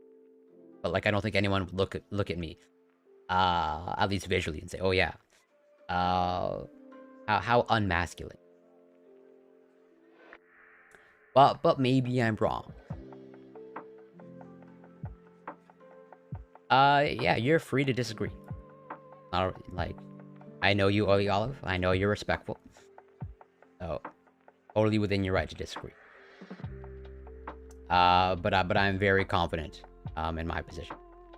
you're ever asking yourself, how masculine or feminine you are, I would say you are asking a useless question. Don't waste it. All right. So getting into, I've already highlighted some things. And sort of as Jonathan Haidt alluded to, the causal evidence. Yeah, in terms of, does social media cause, mental decreases in mental health? The well-identified causal evidence remains scarce. So,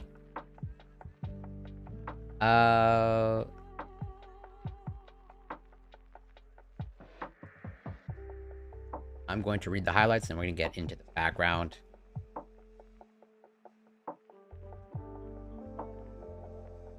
Yeah.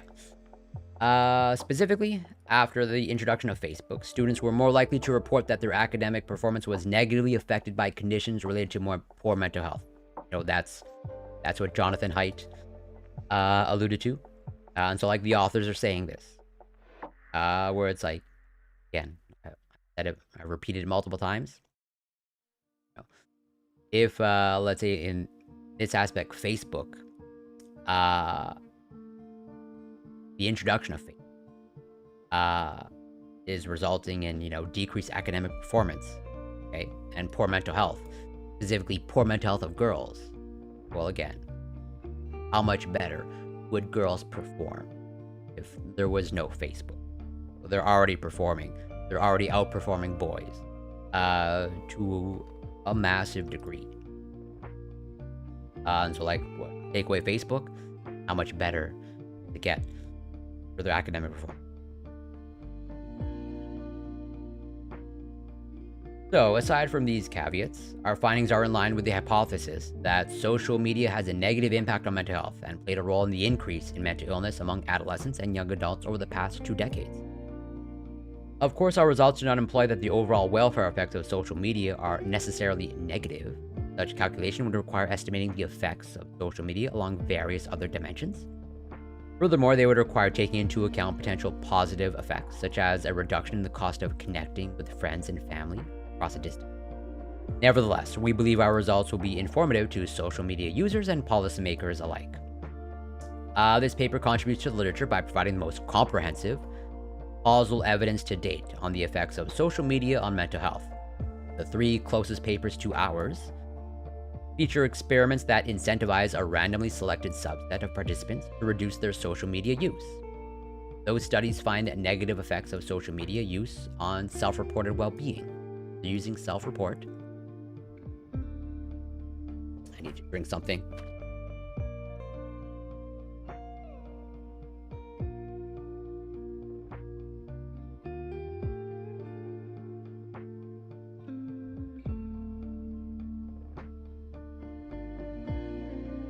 Sorry about that.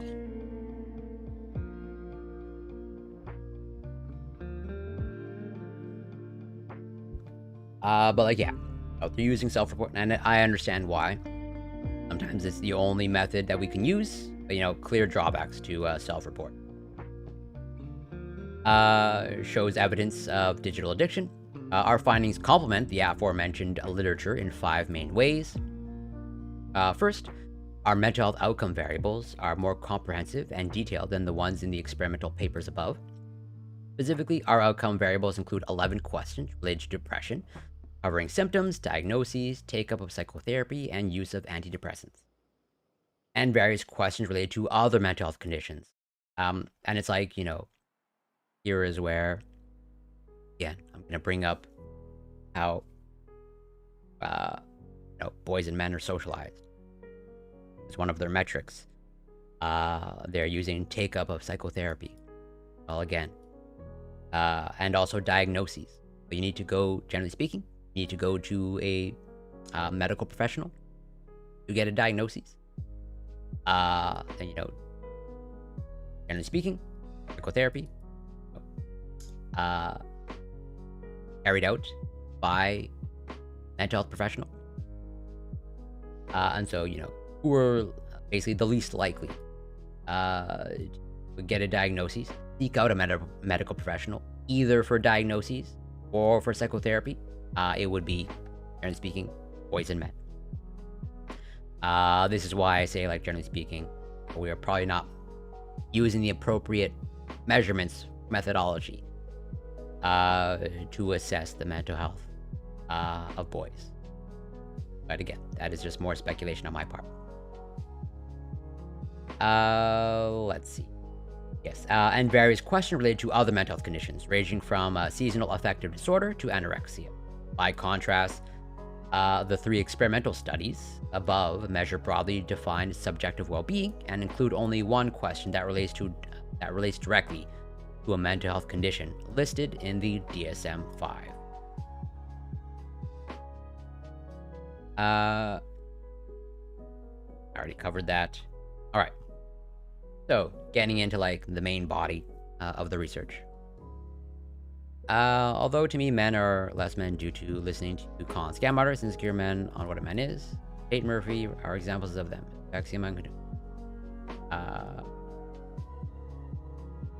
You're saying, to clarify, so I understand what you're saying correctly. You're saying Tate, Murphy, and Fresh and Fit, they are example of the con and scam artists and the insecure men? Or you're saying Tate, Murphy, Fresh, and Fit are examples of, you know, the real men, the ideal? Women call it toxic behavior, I'll call it bait. And yeah, like I said, you are free to have that opinion. I think labeling anything as alpha or beta behavior is really silly. But that is just my opinion. But I would discourage anyone from evaluating anything, any behavior, through the lens of whether it's alpha or beta. I would rather, you just look at things of whether a behavior is healthy or unhealthy, or like adaptive or maladaptive. So, mental illnesses such as depression, anxiety, bipolar disorder, and schizophrenia are disturbingly common and can be highly debilitating. According to the Global Burden of Disease study, around 1 billion people in the world suffer from mental disorder in 2017, with depression and anxiety-related disorders as the leading conditions. In the United States, around 1 in 5 adults experiences some form of mental illness each year, and 1 in 20 experiences serious mental illness. Mental health conditions can have severe adverse effects, hampering people's ability to work, study, and be productive. According to the World Health Organization's Global Burden of Disease, mental illness is the most burdensome disease category in terms of total disability adjusted years for adults younger than 45, and depression is one of the most taxing conditions. Yeah, I've covered this before. You encounter these types of statements of the global burden of disease, especially when it comes to mental health issues like depression, where it's like depression, if I remember correctly, like the leading cause of disability worldwide. Like you see this when I've covered the psychedelic research, especially like the psychedelic research when it comes to depression. When I covered ketamine and depression, I think like just about every study starts off by saying, depression, leading cause of disability worldwide. I don't want to waste too much time.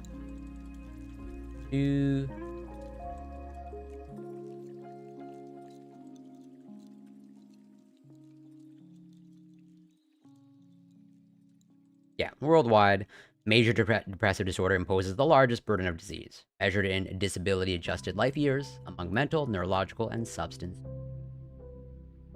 Or it's like, the aspect of mental health, depression, as they say, huge burden of disease and disability.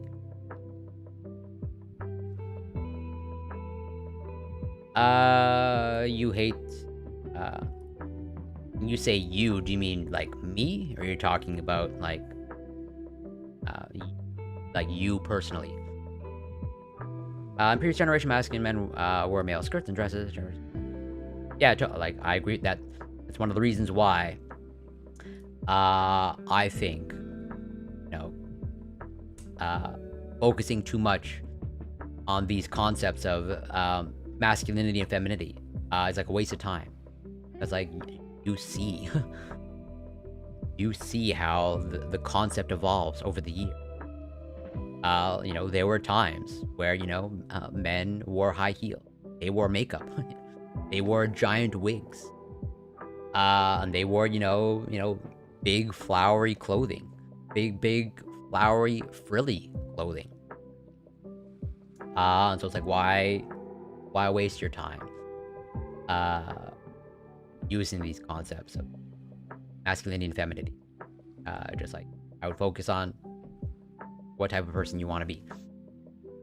Alarmingly, the last 2 decades witnessed a worsening of mental health trends in the United States, especially among adolescents and young adults. As shown in online appendix figure A1, self-reported episodes of psychological distress and depression have risen substantially over the past 15 years, with the highest growth rate among young adults. Similarly, both self-reports of suicidal thoughts, plans, or attempts, and actual suicides have increased considerably among that demographic group. Since the timing of the divergence in mental health trends between young adults and older generations roughly coincides with wider adoption of social media, various scholars have hypothesized the two phenomena might be related. This Twenge researcher was cited pretty heavily in Jonathan Haidt's article, Substack. So that figure 1A, I guess somewhere table. Figure 1. Effects of the introduction of Facebook on student mental health. So it's like, last year felt hopeless. See the treatment effects. But basically, just about everything to the right. No surprise. So going on. A brief history of Facebook expansion and initial popularity. I don't know if it's super critical. I think everyone know Facebook history. But yeah, not only was Facebook community popular, usage was also quite intense. In early 2006, close to 3/4 of users logged into the site at least once a day, and the average user logged in 6 times a day. As of early 2006, Facebook was the 9th most visited website on the internet, despite not yet being open to the general public. So it's pretty much like in early 2006, that's when, you had way more widespread adoption of Facebook. People becoming aware of it, people using it, or at least visiting the sites. And like I said, the social evaluative concerns, research about that goes back to 2005. Basically, pre-Facebook. Beta and alpha have their own spectrum. Beta isn't negative exactly. Alpha isn't always positive. Yeah, sure. But then, if beta isn't negative exactly, and alpha isn't always positive, then, what... I would ask the question of, what utility do they have? You're basically saying, if sometimes beta, or rather sometimes alpha isn't always positive, well, then you're basically saying, sometimes I shouldn't be alpha. And why not just use positive and negative behaviors? Why even use the distinguishing alpha and beta at all?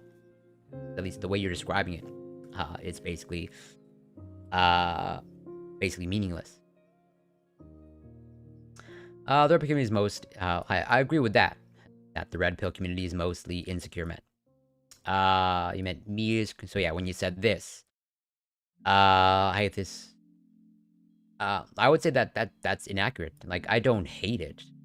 I'm not gonna hate on a concept. I just think it's a waste of time. Of why even use it? In my mind, it just has no utility. To me, okay, the best example that I can come up with, on the spot, is asking yourself the question of like, how masculine or feminine am I? Or even just like, how masculine am I?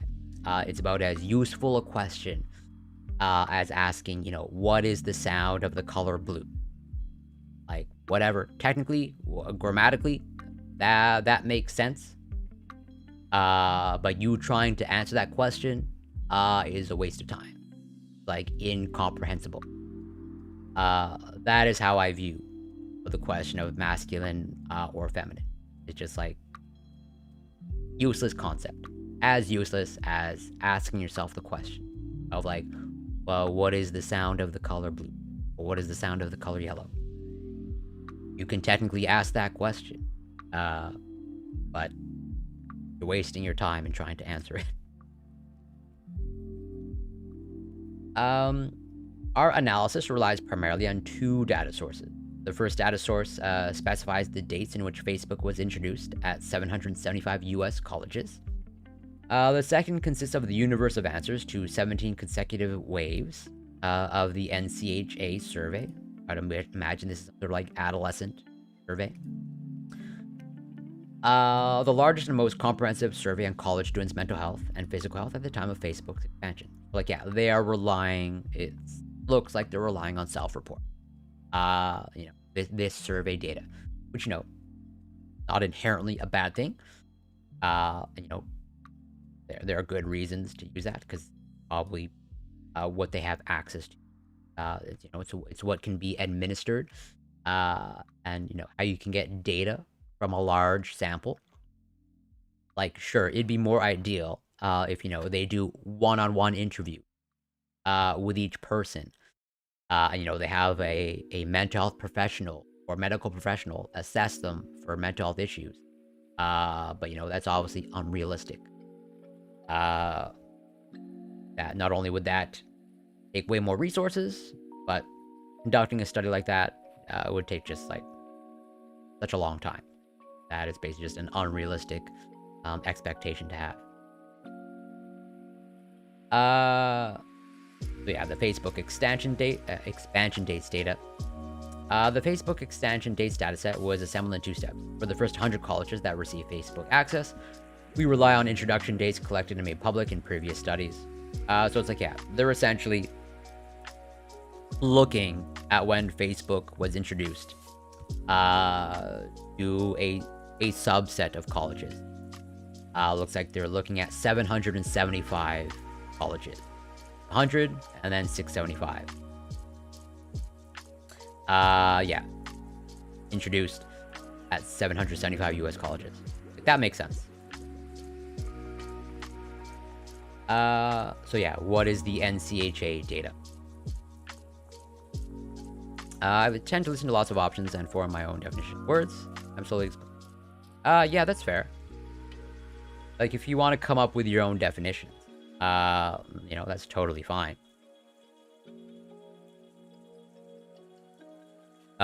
Just be aware, if you have your own unique definition of, let's say, alpha or beta, and you start mentioning alpha or beta behaviors, then I'm not gonna fully understand what you mean, because you have your own unique definition of alpha. That's why I'll probably ask the clarifying question, like, oh, when you say alpha, like, what exactly does that mean? Our second main data source consists of more than 430,000 responses to the NCHA survey, a survey administered to college students on a semi-annual basis by the American College Health Association. The NCHA survey was developed in 1998 by a team of college health professionals with the purpose of obtaining information from college students about their mental and physical health. Specifically, the NCHA survey inquires about demographics, physical health, mental health, alcohol and drug use, sexual behaviors, and perception of these behaviors among one's peers. It's like, yeah, just survey data. As far as mental health is concerned, the NCHA survey includes both questions about symptoms of mental illness and questions about take-up of mental health care services. We emphasize that reliance on self-reported symptoms is part of standard medical practice in the domain of mental health. Is true. Specifically, according to the official diagnostic manual of the American Psychiatric Association, the diagnosis of many mental health disorders, including depression, relies almost exclusively on patient self-reports of symptoms such as difficulty sleeping, anhedonia. Anhedonia, I guess as most people are aware, but just to remind, this is essentially not experiencing pleasure in the things that you typically or usually experience or derive pleasure from. As in, if generally speaking, you derive pleasure from video games. If you become, anhedonic, I guess, then, your enjoyment from video games, would go away. Fatigues, feelings of worthlessness and guilt, diminished ability to think or concentrate, and recurrent suicidal thoughts.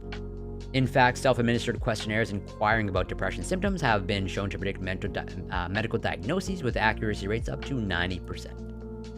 So it's like, yeah, they're building up this self-reported aspect, which, I understand why. And like I said, it's not like you can't use self-reported data. Just know that there's, at least in my mind, a little bit of a caveat. But everything that they're saying here appears to be true. At least as far as I can tell. Especially when it comes to mental health issues, we virtually always rely on some sort of self-report. The NCHA dataset includes the universe of responses to all NCHA survey waves administered between the spring of 2000 and the spring of 2008, the longest stretch of time around Facebook's early expansion, in which the content of the survey remained constant. Colleges included in the NCHA dataset administered the survey to randomly selected classrooms, randomly selected students, or all students. The average response rate across the survey waves for which we have such information is 37%. In order to assuage concerns about the possibility that the introduction of Facebook affected the composition of students who participated in the survey, online appendix tables 8.3 and 8.10 show that, along the demographic characteristics elicited in the NCHA survey, there are no meaningful compositional changes following the introduction of Facebook. Throughout our analysis, we limit our sample to full-time undergraduate students. Right. So, there's the potential variable of hey, before Facebook, you might have a certain type of person who responds to a survey, an administered survey. They're not getting 100% response rate, right? Get about 37% response rate. So, a minority of people. And so, maybe with the introduction of Facebook, you might, that basically might affect the response rate.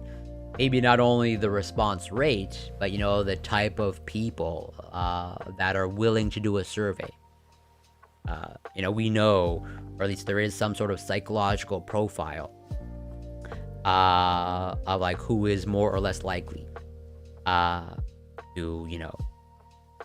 fill out a survey. Just or even just surveys in general. Either surveys over the phone, written ones, generally speaking, women on average just are way more likely to respond to surveys. Or even just volunteer for psychological research. Alpha is a form of confidence. You don't let other words affect you. Don't let others' hidden options affect you, or hidden opinions, I guess. There's more to it, but I'm bad with words. Alpha doesn't have anything with gender, sexual orientation, body difference, just a mindset. I'm slowly becoming alpha when I buy women clothing. Letting us. I've learned a lot from it. Okay, yeah, so. Basically, if you're just framing alpha as confidence, I would just say, use the word confidence. As in, I would say confidence is, or healthy self-esteem. I personally would kind of shy away using the word confidence. But healthy self-esteem is a good thing to have. And part of, and this goes back, to,